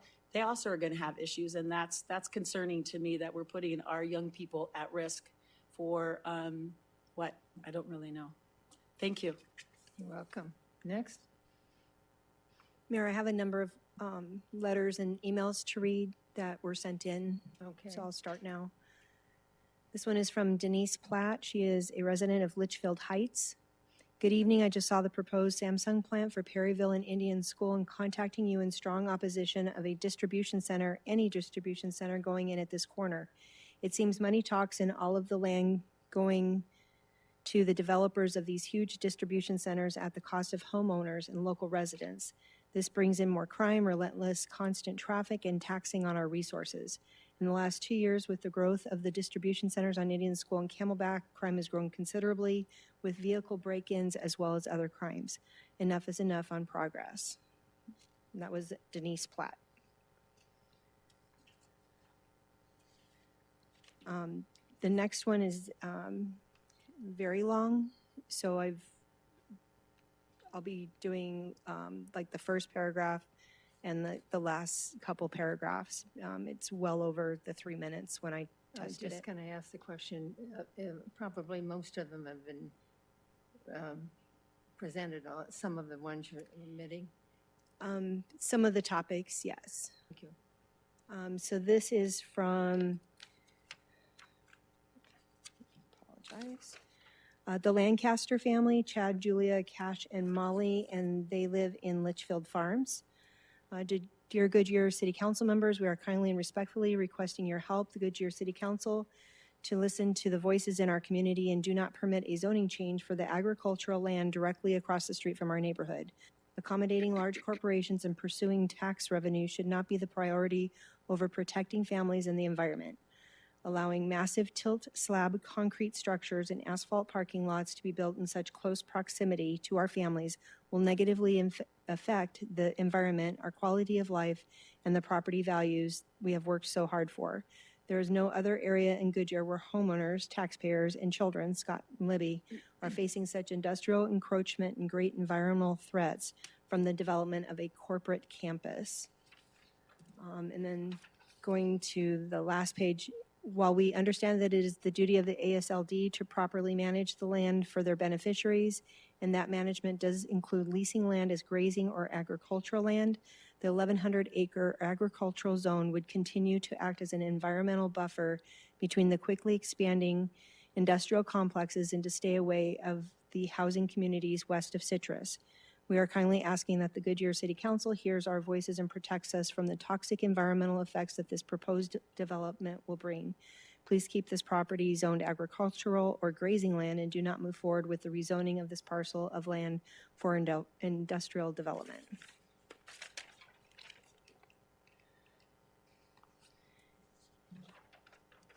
And this one is from Danielle Guerrero, and it does not list where she lives. I would like to respectfully request that my comment is read into the record and taken into consideration at the City Council meeting this evening. Fiduciary responsibility is defined as a person or organization that acts on behalf of another person or persons, putting their client's interest ahead of their own, with a duty to preserve good faith and trust. This responsibility is not exclusive to a financial responsibility. Fiduciary responsibility to the 13 trustees has been referenced a significant amount by different members in describing their decision process to rezone the Arizona state land in the city of Goodyear. Someone with this responsibility has a duty to look at the overall picture of the process, and that goes with learning about the current organic farm and how they contribute to the community and state of Arizona, including the beneficiaries. Numbers of jobs created is often brought up, but doesn't anyone know the number of jobs to be displaced by removing the farm? Has anyone learned that the mission statement of Duncan Family Farms reads, "We believe that our primary responsibility is to produce healthy, life-giving food. We are also committed to making a strong contribution to an improved environment and giving back to our community." What is more wholesome or important than feeding people, millions of people, on an annual basis? Does it make sense to displace a company with a soul with one that hopefully contributes beyond just the dollars? For anyone who believes that it is just as simple to move the farm elsewhere, it would be evident that you have not done your due diligence to make a truly informed decision. I respect whatever decision that is made, whether I agree with it or not. I would simply feel more comfortable if all of the council members could truly say that they have researched what the trade-off is by rezoning this land. It would be great to know that you have learned further about the farm that has been there for decades and how in a year where the pandemic showed us the risks of food insecurity, this is the right decision. And then I have one more. Fortunately, I did not print this one out. So this is from Becky Carrasco, and she lives in Sadea. Hello, city officials. I am a resident of the community of Sadea and have actually grown up in this West Valley since I was a little girl. I've seen in my years of living here the vast growth to this area, and much of it has been for good, but quite a bit has not been. I understand you wanting to bring revenue into the city of Goodyear and the surrounding cities. However, building large industrial buildings shouldn't be the way. We need our farming and agricultural businesses to stay alive in the West Valley exactly as they are. If the pandemic food shortages didn't show you something, then you weren't looking hard enough. These farmers stepped up to the plate and helped feed several communities and services such as food banks with their produce they grew in our very beautiful city of Goodyear and Buckeye. Please don't force them out by bringing in industrial businesses. There are already plenty ugly cold block cement buildings around the freeway area. Don't move them into our rural communities. Most of us that purchased homes here did it to separate ourselves from the noise, crime, and pollution associated with living in busy cities. I can't explain how much I love driving by the farms and trying to guess what's growing. That'll soon hit our store shelves for purchase. I love driving by the horses and cows that help us think we are miles away from a busy city and traffic. Hearing more traffic noise from large trucks and commuters coming to work in buildings close to home, plus dealing with more traffic and potentially crime is not what we want near our families in our communities. We love the wildlife associated with the large trees and few deserts we still have left. Many hawks, owls, rabbits, roadrunners, quail, coyotes, and javelinas are appreciated by those of us that love the rural lifestyles are in the desert and farming communities. Not traffic, noise, or pollution. Keep our city beautiful and preserve the landscape of farming fields gently lining the mountain views from white tanks. Don't cover it up with ugly industrial buildings, please. Let's not become congested California with all the other problems that increased traffic brings. Thank you for your time. Thank you very much. And that is the last of the speakers, is that correct? Yes, that was the last of the speakers. Okay, all right. And make sure that everybody in the audience has wanted to speak, did speak. I see a hand up back there. I see you. Yes?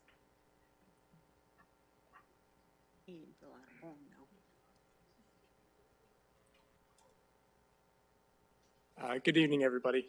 My name is Sean Duncan. My parents, Arnie and Kathleen Duncan, started Duncan Family Farms back in the early 80s. Just really wanted to thank you all for your time and consideration this evening. I wanted to thank the passionate residents as well. I really just wanted to acknowledge that I'm here and that we're here. We're not at liberty to discuss much on as Duncan Family Farms. We've signed a non-disclosure agreement, but again, wanted to thank you all for your time and really just acknowledge that we're here and appreciative of everyone's time and sharing your thoughts as both a business and as well as just a resident of Goodyear for a long time myself. So thank you all very much. Thank you very much. All right. So the speakers have finished. I'm going to close this public hearing. And will the city clerk please read resolution number 2021-2140 by title only, please? Adopt resolution number 2021-2140 declaring a public record those certain documents filed with the city clerk entitled Official Supplement Zoning Map number 21-01, City of Goodyear, Arizona rezone case, legal description, ASLD rezone, and Arizona State Land Department pad dated March 11th, 2021. Thank you. Can I have a motion, a second, to approve resolution 2021-2140? Do I hear that motion? So moved. I heard a motion by Councilman Campbell, and I need a second. So moved. Yeah, all right. Councilman Pizzillo. All right. Council, it's open for discussion. Discussion, anybody? I'll start. Yes, Councilman Pizzillo. Katie, once something is rezoned, what is the role of staff as it comes through? For example, traffic, to make sure they meet the PAD. What role? I mean, it's just an automatic rollover. What's the role of staff? Thank you. The role of staff is as a site plan or plat comes in is we ensure that it meets all the standards and regulations that have been set. So, for example, a traffic study would be submitted with a site plan or a preliminary plat at various stages, and city staff would make sure it meets our standards. If there's intersections that meet traffic signal warrants, then a traffic signal would be required. They determine where turn lanes are needed, deceleration lanes are needed, those sorts of things. And planning and zoning staff, we would make sure it meets all the building heights, the uses that have been made. We also usually work with our applicants to try and orient the site so that it's not as, it's as least impactful as possible to residents. Is that, So sorry. as a follow-up on that, if the traffic could be routed, I guess, away from the residents, could that be part of it? We can certainly look at that, but I guess I'm just trying to think of the answer to your question. I don't think we can stop traffic from driving on the public streets. We couldn't, especially since the streets aren't on the private property. No, but if there's a truck route itself, okay, you can, like we do throughout the city here, we have truck routes in which they're not allowed in a certain direction. Is that a fair assumption? That's correct. We do have designated truck routes, but even the designated truck routes, local traffic can use local roads. Local traffic. Right, which means, a semi truck going to a grocery store or a distribution center is local traffic. Thank you, We Christopher. have some more staff meeting. Christopher, you have the floor. Thank you, Mayor, Council.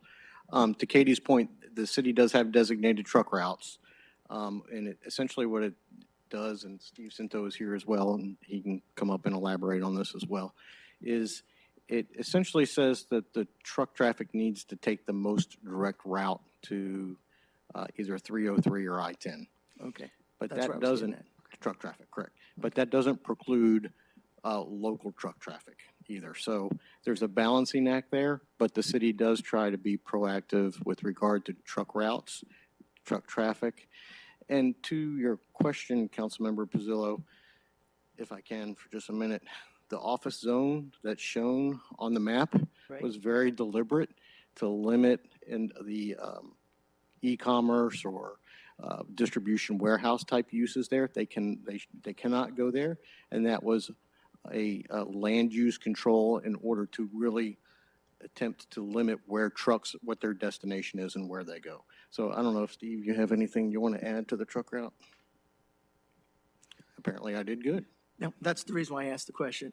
Another question I have, is there anybody here from Public Works on the wastewater side? Yes, Javier is back there, yes.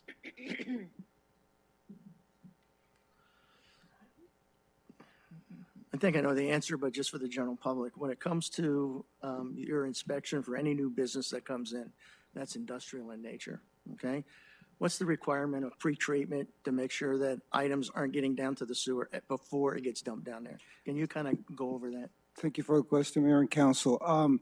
Yeah, we have a pre-treatment program that assesses anything that goes into our sewer system. There are some local limits that the industrial users must meet before we take their wastewater. We monitor that periodically. If they don't comply, they're required to implement best management practices and/or install treatment equipment. Okay, but you do inspect those? Correct. Okay. Thank you, that's my question. Any other question? Councilman Kano? Have we heard from the Litchfield Elementary School District at all about Scott Libby School? Thank you. We have not heard from any of the school districts. We sent them mailers and to the email addresses they've given us to send them development proposals, and we have not heard. Okay. Any other questions? I also had some more questions. I'm sorry. I'm sorry. Regarding the agriculture, is marijuana included in that? Under the current state law, the way it's written, it would not be included because a marijuana establishment is growing of marijuana in any capacity falls under that marijuana establishment. Okay. I just have a series of questions that seem like they jump around. So I'm looking at the roadways. We have major arterials running east and west, but nothing north and south, nothing on Perryville. Nothing on Citrus. Is Cotton, I don't believe, is a major, is it? Would we go up to 303? Where's the north and south? We have help for that answer, please. Good evening. Cotton is in this area, it will be a minor arterial. Okay. So there are no major arterials north and south? Just not city classified arterials, just the loop 303. I'm sorry, I couldn't hear you. Just the loop 303 303 only? Okay. is the, Would you go over again the zoning for crosstalks? It's excluded specifically from the office district.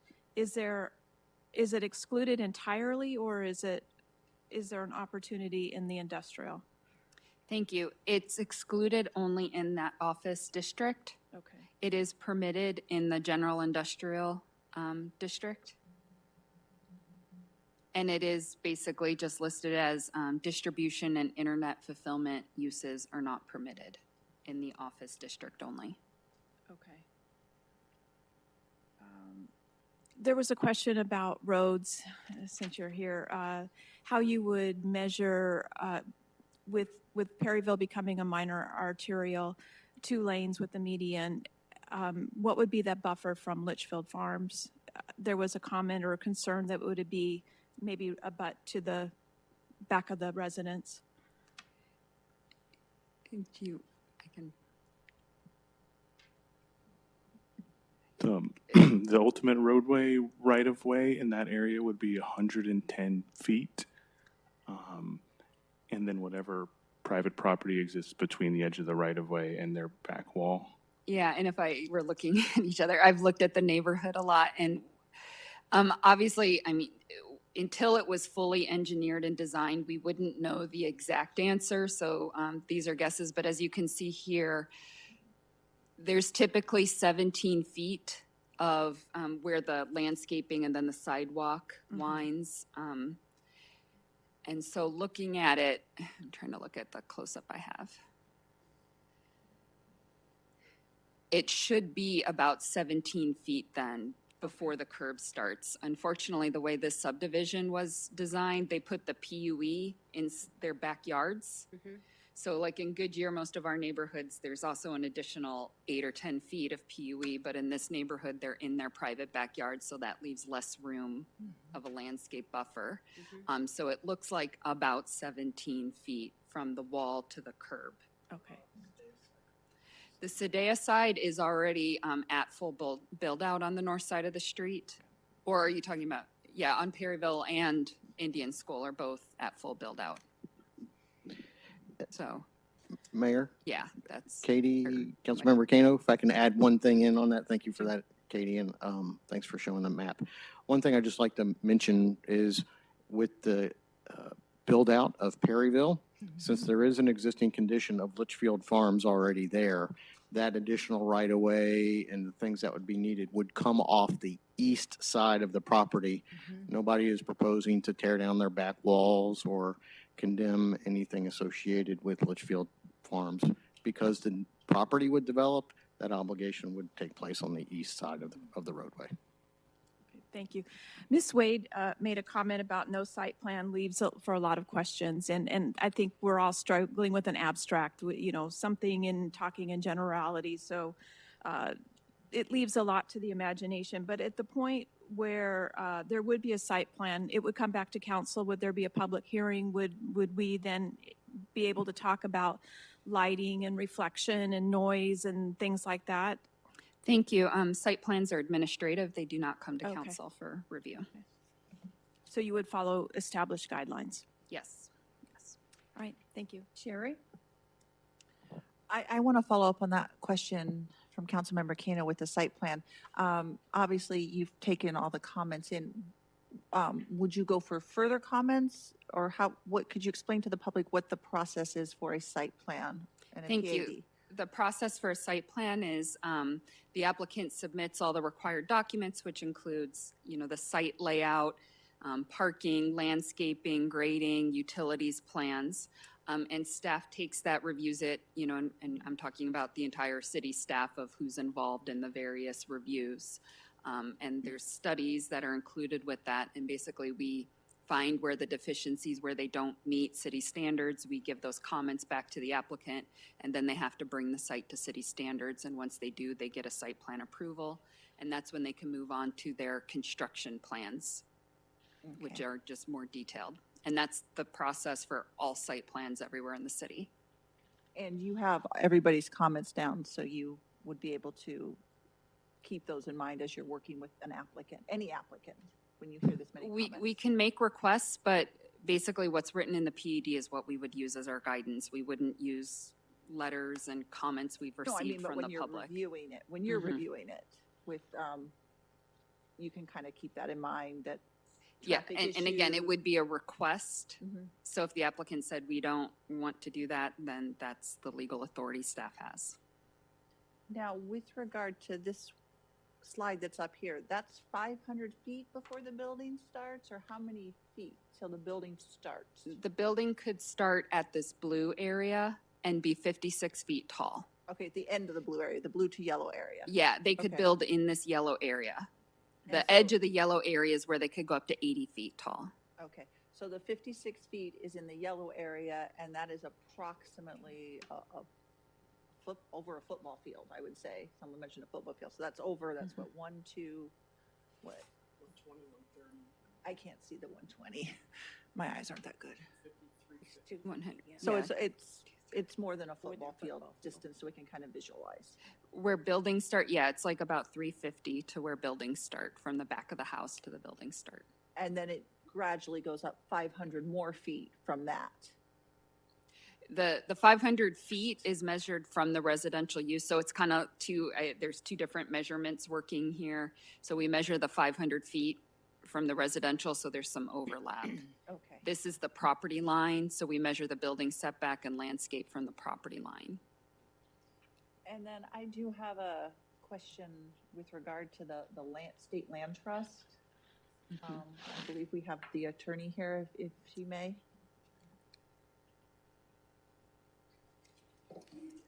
It's my understanding, because I kind of looked up to see, predates basically statehood and even the Civil War.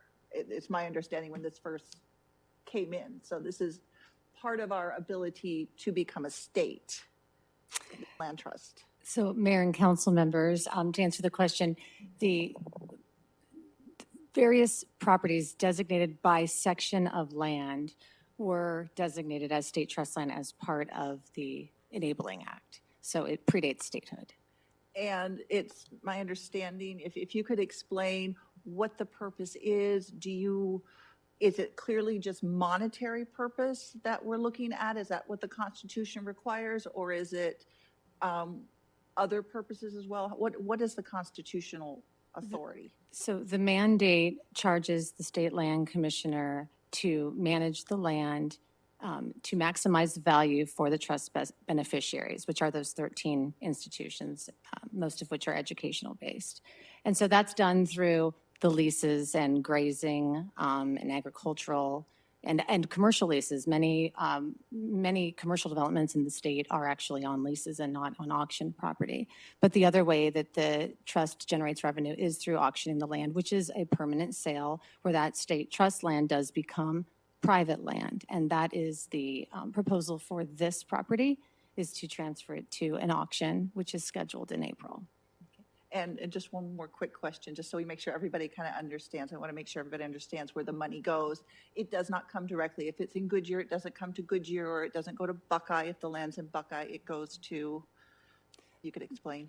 Yes, Mayor and council members, it goes to the actual beneficiaries. So in this case, it's the Common Schools Fund, which is statewide, as well as the institutional beneficiaries, the penitentiary institutional beneficiaries. But once the land is auctioned, so those are the auction proceeds. Then when the land is auctioned, right now it's not revenue generating for Goodyear because it's not subject to taxation. But when it becomes a privately held land and it is developed, it will become assessed property like all other property. And in that event, it will contribute to the Goodyear school districts, whatever the secondary districts are that receive those assessments as well. So it will ultimately benefit once it is developed. Oh, thank you very much. Thank you for that overview, because I think a lot of people don't realize public land versus the state trust land. So thank you. It's certainly not common knowledge. Thank you. That's all my questions. Vice Mayor.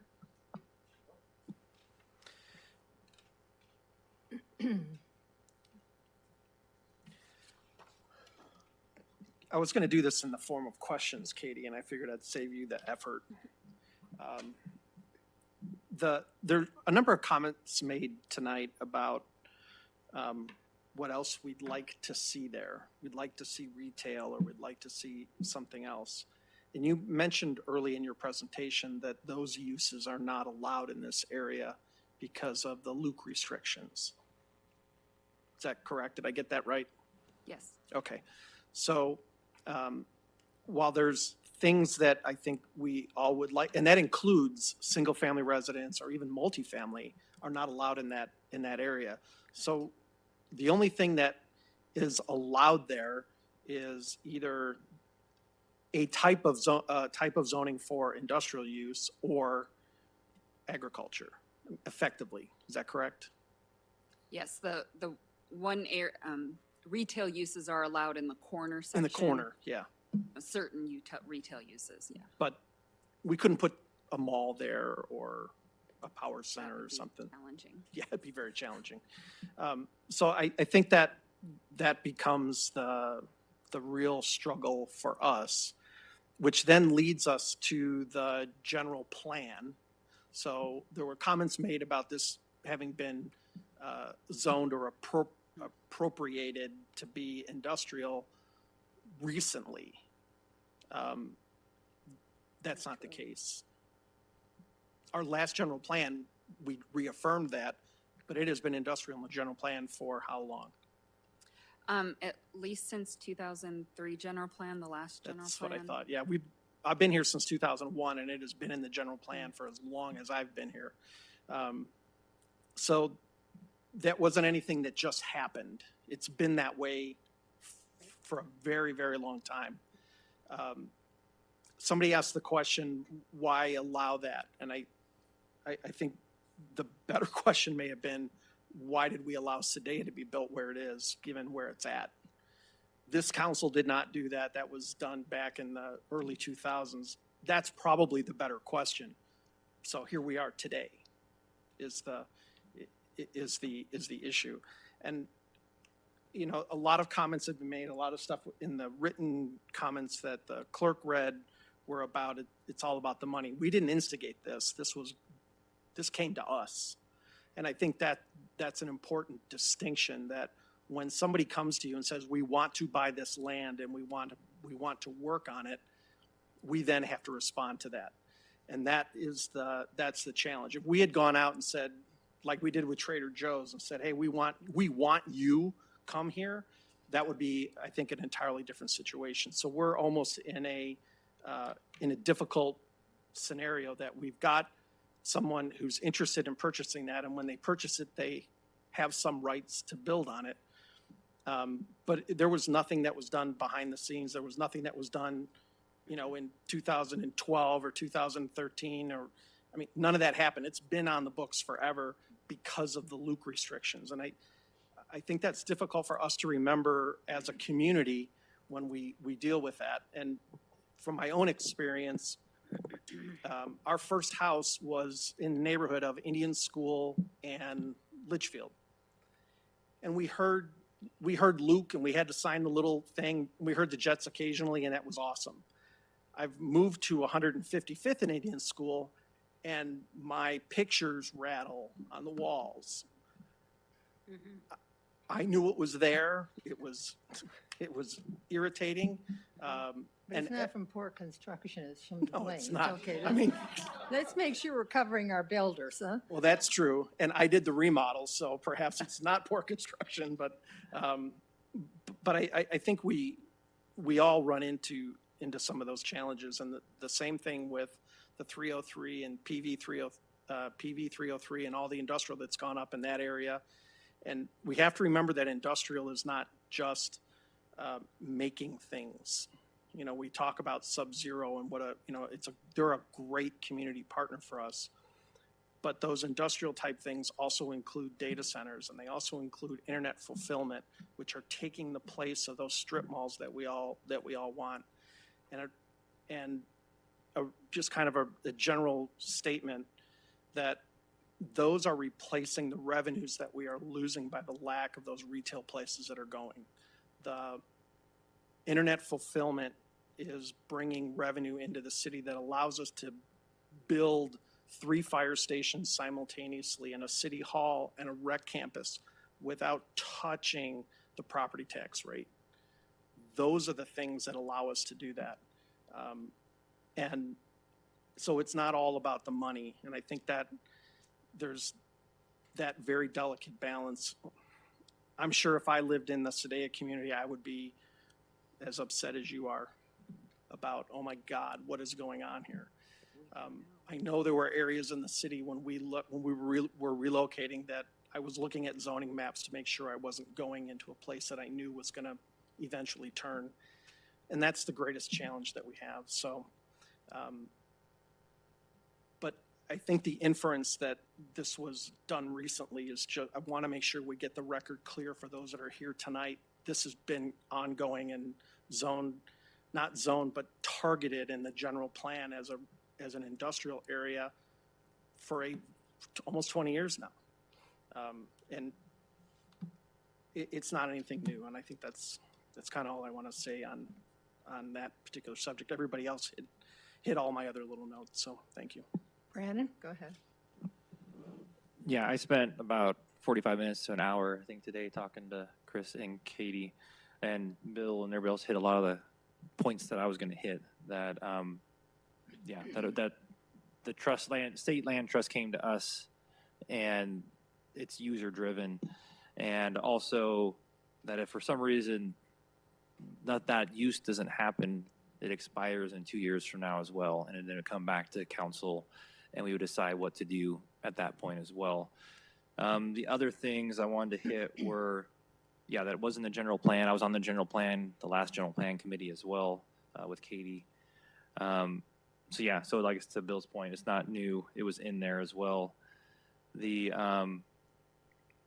landscaping. So I warned Christopher and Katie about this as well. So I wanted to make a note. If there's any way to save any of the trees as possible, if it does get rezoned here, I would like to do that, whatever that looks like, as many trees as possible. And then if this is going to be what we think it might be, I'd also like to see an enhanced landscape package similar to what we're doing at Bullard with that campus as well. So just to make a note of that, I don't know if that's just for, I think this is the right time to talk about that as well.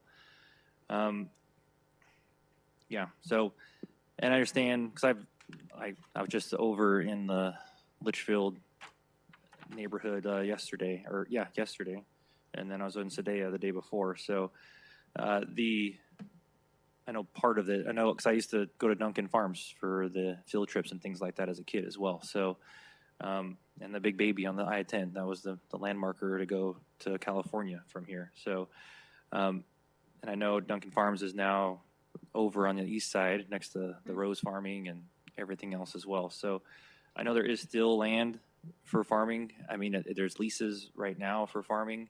So it was always going to be temporary for the farming as well. And obviously the fiduciary responsibility that the state trust has is to get the most for the schools, for the educational institutions, to make sure that they can give the top dollar to the future students of Arizona. This use would also, like we already talked about as well, this use would actually bring revenue to our local school districts on top of the state land trust money as well. So I just want to bring up those points. I heard everybody's comments.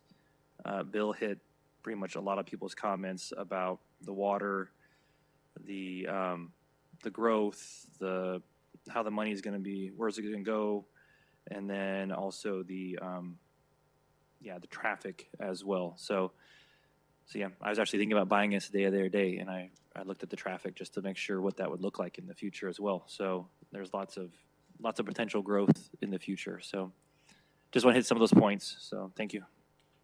And I'm the last, but I'd like the conversation to be cleared up about, I'm sorry, Wally, how could I forget about you? Because I was quiet, Mayor, I was Councilman listening. Campbell, thank you. Thank team. you. So I do agree that this land is going to be sold. There's no question about it. It's going to be sold. And we have an opportunity to decide what we want to limit on that property. And it's very important to remember that, as everyone has said, this is not a new zoning. It's been industrial since 2003. I moved here in 99, by the way. And I do know that, yes, Luke is having its problems, but that's federal property and they have different rules. And I'm a military wife and I've lived on, I won't tell you how many bases, and we always have contaminated water wherever we lived. Just that's the way it was. But I think we have been very thoughtful with this. I appreciate everyone that has come and talked about the traffic and the road. They don't want the road widening. We're working on Camelback. It's going to be a major avenue of transportation for all of us, literally. And this is going to decide what we do with that land. And I do understand that the money's not coming to us. We're not going to get anything out of it other than we need to figure out what zoning we want on it. And that's what we're here for. We have to do the best of what's best for the city and best for the residents. Is everybody finished before I say anything? I'm concerned about remarks that were made about water contamination. So I'd like somebody to just sort of address that and how we handle when the companies come in, and do we take that in consideration that there could be some danger? And then secondly, they put us in with the Luke Air Force Base contamination, and I want them to be assured it wasn't our water source. Yes, Mayor, thank you for that question.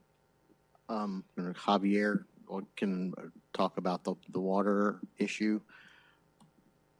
And one thing while he's coming up is this property in this section of the city is actually not the city of Goodyear water. We don't provide that water now. Javier can get into that as well. But we still are always concerned about that. Oh, yes, water. ma'am. I mean, Yes, ma'am. even Just though wanted to it's- make that clarification. Yeah, don't say, no, we don't look and we don't care. No, We that- do, and it has to meet certain classifications, so, okay. Correct. Go ahead. Thank you, Mayor. The issue of contamination of water in the area of the base has been brought up, and it's not new. Going back to 2018, there was a similar concern as well. The city, like Christopher mentioned, the city does not provide services in that area. And our wells have never shown any traces of PFOAs and PFOS, which are the chemicals in question at this time. In fact, we are working with the Arizona Department of Environmental Quality. They're starting a new program to test wells 5 miles within the area to assure that that the contamination hasn't spread. We have never shown those chemicals, so and we're pretty far away, so we're not really concerned. Right. Well, thank you very much. Appreciate it. And I All do right, want to thank mention one last thing is Oh, yes. the treatment required in case that contamination exists. By coincidence, we already use that treatment to take other things out of the water. So it wouldn't be an issue for us, even if it was in our groundwater.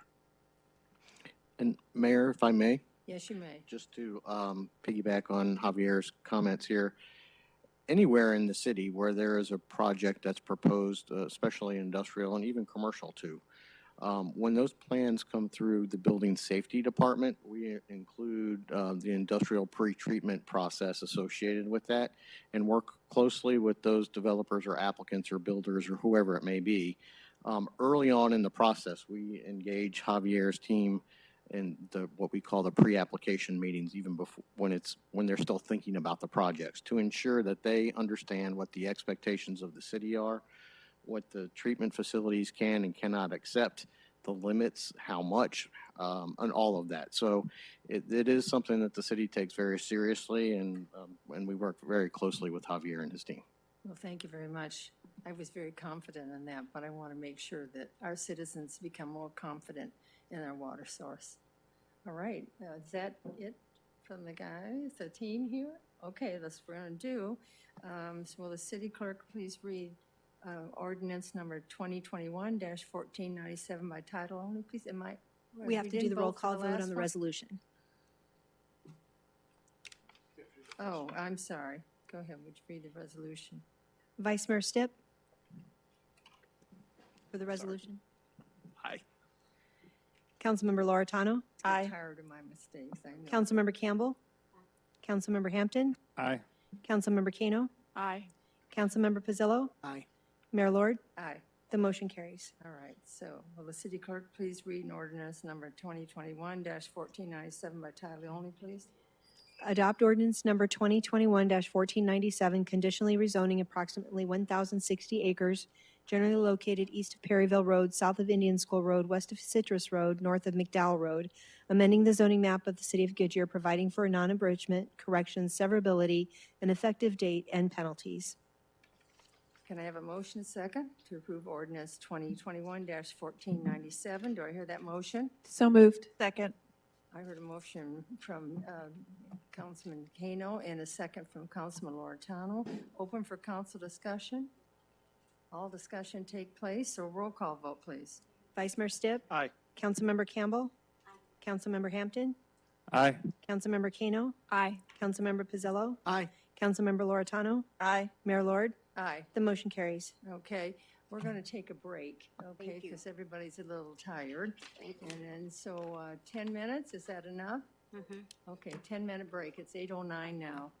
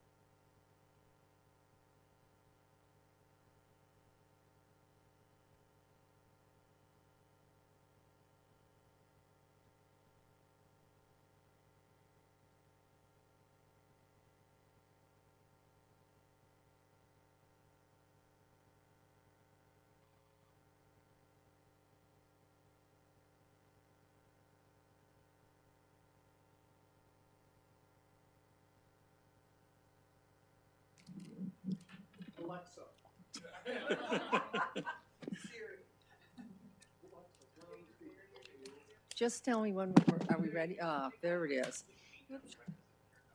First item on business, consider establishing Chapter 27 in the Goodyear City Code for Parks and Recreation and add Article 21-1 for the tree care management. Parks and Recreation staff presenting. Please introduce yourself. Yes, thank you, Mayor. Good evening, everyone. I'm David Seid, and I'm a Deputy Director in the Parks and Recreation Department. To my right is Right-of-Way Superintendent Wayne Smith. And tonight's tree ordinance agenda item is an important step in the city's pursuit of becoming an official Tree City USA community. There are over 3,500 tree cities across the nation, with over 25 right here in Arizona. And the ordinance we will be discussing this evening is a requirement in order for Goodyear to submit a successful Tree City application. Before I turn things over to subject matter expert Wayne Smith, I do want to take a moment for a deeper introduction of him, as this is his first time before council. Wayne is the right-of-way superintendent in the Parks Department who oversees the day-to-day operations of the right-of-way division. Wayne is responsible for right-of-way landscape maintenance, weed mitigation, and vacant property cleanup. Wayne is an experienced landscape professional with many years of landscape maintenance experience in both the public and private sectors. He is a certified arborist that has been with the city for about a year and a half. And one thing I vividly remember about Wayne during the interview process is that when I had the opportunity to ask him some frank questions, such as why Goodyear and why this opportunity, without missing a beat, Wayne simply told me he loved trees and he loved caring for them. At that moment, I knew we had found someone who could help take our landscape maintenance program to the next level. One last thing before I turn things over to Wayne. I do want to make clear that tonight's tree ordinance pertains only to public trees located on city property. This ordinance does not pertain to private development, but what this tree ordinance does do is articulate the manner in which public tree care is managed and performed on Goodyear's tree inventory, in the hopes that others in the community may follow suit. So without further ado, take it away, Wayne. Thank you very much, David.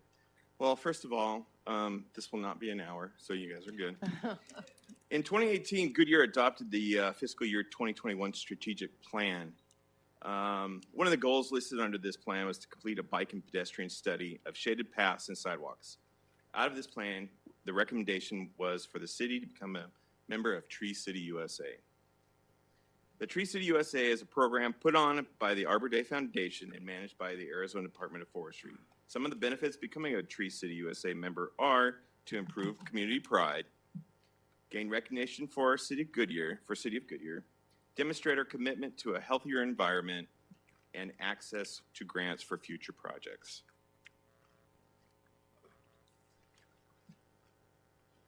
Tree City USA requirements are as follows: a $2 per capita budget, a tree department, tree ordinance, a mayoral proclamation and Arbor Day observance, and the application submittal. Currently, the city of Goodyear, our $2 per capita, we're actually about $6 per capita. Our tree department is the Parks and Right-of-Way Maintenance Division. Tree ordinance is what we're here tonight to talk about. And then mayoral proclamation will be coming to you soon, okay? Then after that, we're going to go ahead and put our application in. Finally, why do this? Because trees are important to our city. Trees yield 3 to 5 times their cost in overall benefits to the city: energy savings, stormwater management, and erosion control, and even pavement preservation. They can cut energy consumption by up to 25% around buildings. They can boost property value up to 20%. They cool the environment and help eliminate the heat island effect, and they clean the air. So our recommendation is the approval of Resolution 2021-2132 and Ordinance 2121-1496, so we can continue to manage our urban forests at the highest level. We work on the right tree, right place guidelines and promote the benefits of trees in the city of Goodyear. Thank you. Thank you. It's good news, isn't it? Yeah. Any questions? I'll get to that. I have to run through this. Okay, so you have to follow it, right? Just want to make sure. Okay, are there any speaker cards? No, Mayor. Would anybody in the audience like to speak? Will the city clerk then read resolution number 2021-2132 by title only, please? Adopt resolution number 2021-2132, declaring a public record that certain document filed with the city clerk entitled enacting a new chapter of the City of Goodyear Code of Ordinances to establish Chapter 27 Parks and Recreation, Article 27-1, Tree Care and Management. Thank you. Can I have a motion and a second to approve resolution 2021-2132? Do I hear that motion? So moved. Second. I heard a motion by Councilman Hampton and a second by Vice Mayor. Was that you? Wally, your voice has changed already. Well, I did. yeah. All We right, did it at the same let's time. get, I'm sorry, I out gave of it to her. order here, Yeah. but who made them? She did, You and then made, I'll all second right. it. Councilman Campbell made the motion. Councilman Hampton seconded. Open for council discussion. Yes, Councilman A Hampton. quick question. Is our cactus considered trees for this? Saguaros technically are. Saguaros are. Okay, that's what I was curious. Thank you. Yes. I think this is an awesome idea, and I'm really thrilled that we will be Yes. known as a tree city, because when we tell people we're from Arizona, they think of it just desert, and they don't know how beautiful some of our trees are, literally. And my house is north-south, but I have a western wall, and I planted all the trees I could plant, and it's amazing how it cuts the heat after 20 years. But they're big trees, but thank you so much. That's Of course, wonderful. what we're gonna do, we're gonna promote this a little bit and put signs up in some of the parks and some of the right of ways, so. we'll Wonderful. see it Maybe all we can over. get our homeowners to even plant more trees. That's one of the goals in the long run. Wonderful. Any other comments? I've always wanted to be a tree city. You heard a lot about the conference of Yes. mayor. I mean, it's been out there for It's so long, wonderful, so yeah. it's a real coup to It's have real. this, so thank you very much. Okay, we have a second, we have a motion, discussion, now roll call vote, please. Vice Mayor Stipp? Aye. Councilmember Hampton? Aye. Councilmember Kano? Aye. Councilmember Pizzillo? Aye. Councilmember Loretano? Aye. Councilmember Campbell? Aye. Mayor Lord? Aye. Motion carries. Will the city clerk please read ordinance number 2021-1496 by title only? Adopt ordinance number 2021-1496, enacting a new chapter to the City of Goodyear Code of Ordinances to establish Chapter 27 titled Parks and Recreation and establishing Article 27-1, Tree Care and Management, providing for corrections, severability, penalties, and an effective date. Thank you. Can I have a motion, a second, to approve the ordinance 2021-1496? Do I hear that motion? So moved. Second. Thank you. A motion by Vice Mayor, second by Councilman Basillo. Open for council discussion? I have a question, if I may. Yes, that's good. So once we're designated as a tree city, would y'all take into consideration making some banners to put all through the city? Like we do for the Indians and the Reds and the artists and stuff, saying that we are a tree city so that we can identify with that? Yeah, Mayor, Councilmember Campbell, that great idea. We do have a marketing campaign in mind, and we're kind of putting the finishing touches on that. But we definitely want to, obviously check all the boxes on the requirements, get a successful application submitted, get notification, and then we definitely want to share this with the community through all of our channels. So appreciate that recommendation. Yeah, thanks. Any other? All right, well, roll call, please. Vice Mayor Stipp? Aye. Councilmember Kano? Aye. Councilmember Pizzillo? Aye. Councilmember Loretano? Aye. Councilmember Campbell? Aye. Councilmember Hampton? Aye. Mayor Lord? Aye. The motion carries. All right, we're on number 12, in business to consider authorizing an issuance of taxable advance refunding of the Series 2011A and the amount not to exceed $25,800,000. Wow. That's a lot of money. Finance Department presenting. Good evening, Mayor, Board, members of the council. Testing, 1, 2. Good evening, Mayor, Lord, members of the council. I have two items. My name is Jared Askelson. I am the Deputy Director of the Finance Department. I have two debt items tonight. We'll start with the excise tax refunding presentation. And I'll go ahead and select that.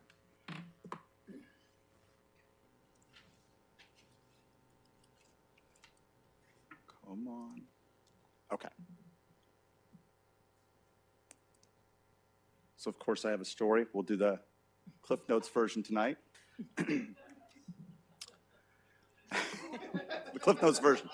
So The development of agriculture led to the invention of both money and lending. Our first recorded interest payments were from 4,400 years ago, as evidenced by the cuneiform tablet you see there. We had a moral dilemma when two great philosophers, Aristotle and Thomas Aquinas, both called the idea of interest payments as unnatural and unjust. About 500 years ago, a school in Spain put together a reconciliation of those philosophers' thoughts and the realities of economics, which opened up tons of thought in the area of economics as well as mathematics involved in there. What does B represent?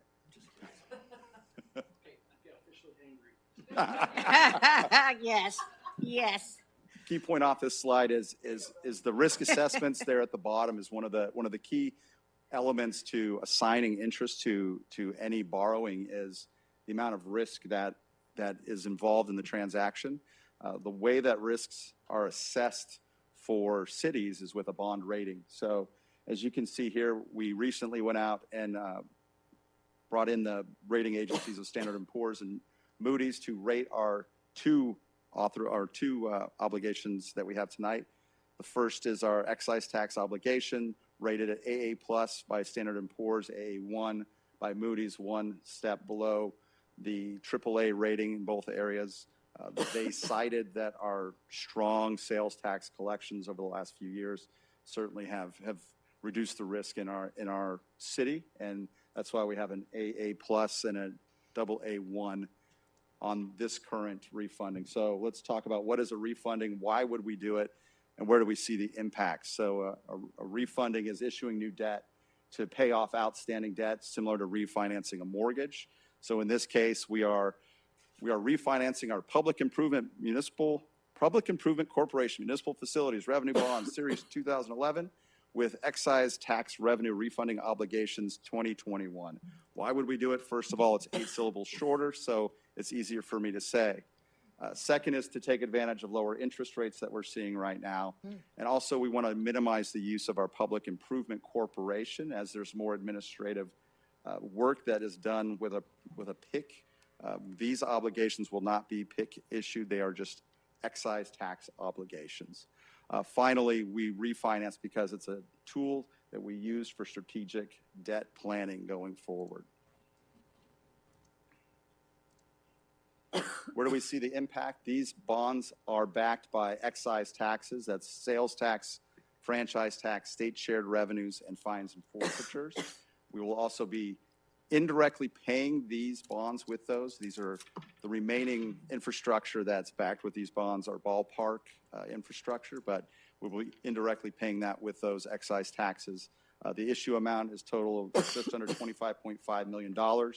Our interest rates are expected to decrease from 4.7 to somewhere between 1.5 and 2% based on the current market. We're still a couple of weeks away from issuing the bonds. So depending on the market, that rate will change. As of right now, based on a just over 1.5% interest rate, effective interest rate, the total savings would be about $1.8 million or 7.5% of the total remaining principal of the issue.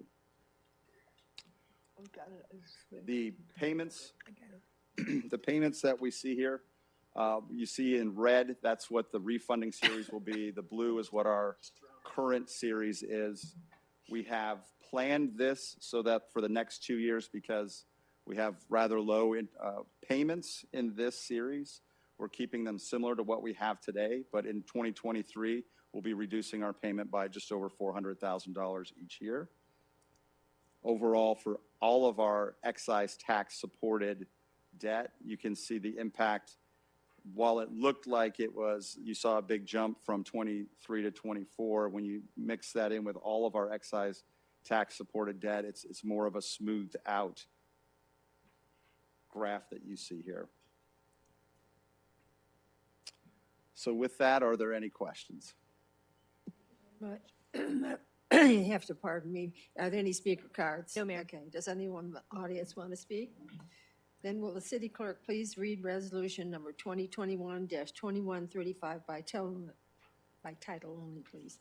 Adopt Resolution Number 2021-2135, authorizing the execution and delivery of an agreement, a trust agreement, a depository trust agreement, a continuing disclosure certificate, an obligation purchase agreement, and forms of related obligation documents, approving a preliminary official statement, approving the sale, execution, and delivery of taxable excise tax revenue refunding obligations, Series 2021, evidencing a proportionate interest of the owners thereof in an agreement between the City of Goodyear, Arizona, and a trustee, authorizing and ratifying the taking of all other actions necessary to the consummation of the transactions contemplated by the resolution. Thank you. Can I have a motion, a second, to approve Resolution 2021-2135? Did I hear that motion? So moved. Second. I heard a motion by Councilman Loretano and a second by Vice Mayor. Open for council discussion. Councilman Pizzillo? Do you ever look at maybe buying insurance to get it to AAA? Is there a savings difference if you do that, or if it's not worth it? Generally, we would look at that, but at this point, with the interest rates being as low as they are, it's still a financial decision on whether we would do that. But at this point, with the interest rates being as low as they are, it's not, Probably won't pay out. doesn't really make that much of a difference. Okay. And on your first slide, what was that amount of that payment with those two tablets? Do you know? That's it. I believe it was denominated in grain, barley, and honey. Okay. Any other questions? All right. Roll call vote, please. Vice Mayor Stipp? Aye. Councilmember Pizzillo? Aye. Councilmember Loretano? Aye. Councilmember Campbell? Aye. Councilmember Hampton? Aye. Councilmember Kano? Aye. Mayor Lord? Aye. The motion carries. The next item, 13, in business, to consider authorizing the insurance of the City of Goodyear general obligation bonds for municipal buildings in the amount not to exceed $450,195,000. And the Finance Department, again, is introducing this. Thank you, Mayor, members of the council. So with our general obligation bonds, I wanted to take through the impact difference between using Fisher's equation of exchange versus the Cambridge approach when looking at the New York City Canal bonds of 1812. But in light of tonight's schedule, we'll go ahead and jump right into the meat of the presentation. So we'll talk about the projects for our GO Bond Series 2020, planning that we are putting into this, and then also the payments at the end. So the project, Civic Square, $45.2 million. This will exhaust all of our remaining voter authorization for public buildings. This will be paid with secondary property taxes. Payments are designed to stay below the $1.74 total property tax rate as lined out in our council-adopted financial policies. It's also designed to limit spikes in property taxes and allow for future issuance if necessary. The expected interest rates are somewhere between 2 and 2.5% based on current market. You look at this graph of what the new bonds annual debt service payment will be. It doesn't look like it lines up with what our plan was to keep property tax spikes to a minimum, but when you add that into all of the other debt that we have supported by secondary property taxes, you can see where the new series in blue lines up with our current amounts. That keeps us still below that $1.74 tax rate limit that we have in place.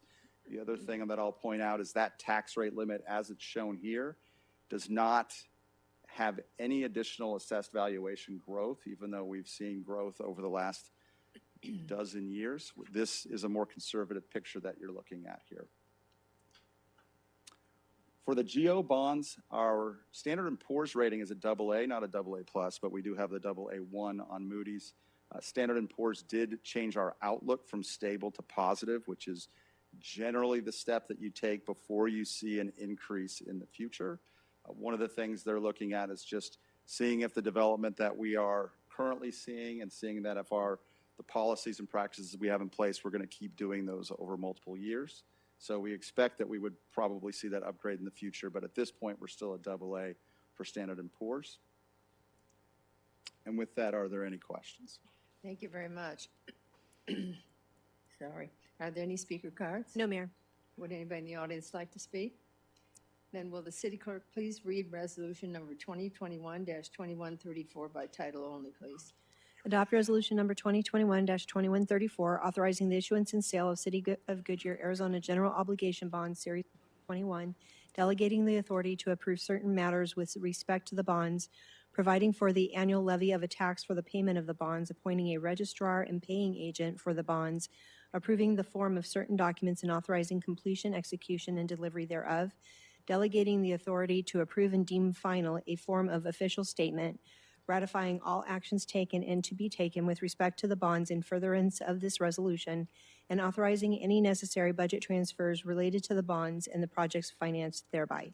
Thank you. Can I have a motion, a second, to approve Resolution 2021-2134? Did I hear that motion? So move. Second. I heard a motion from Councilman Campbell, a second from, give me a chance, Councilman Bazillo. Okay, open for council discussion?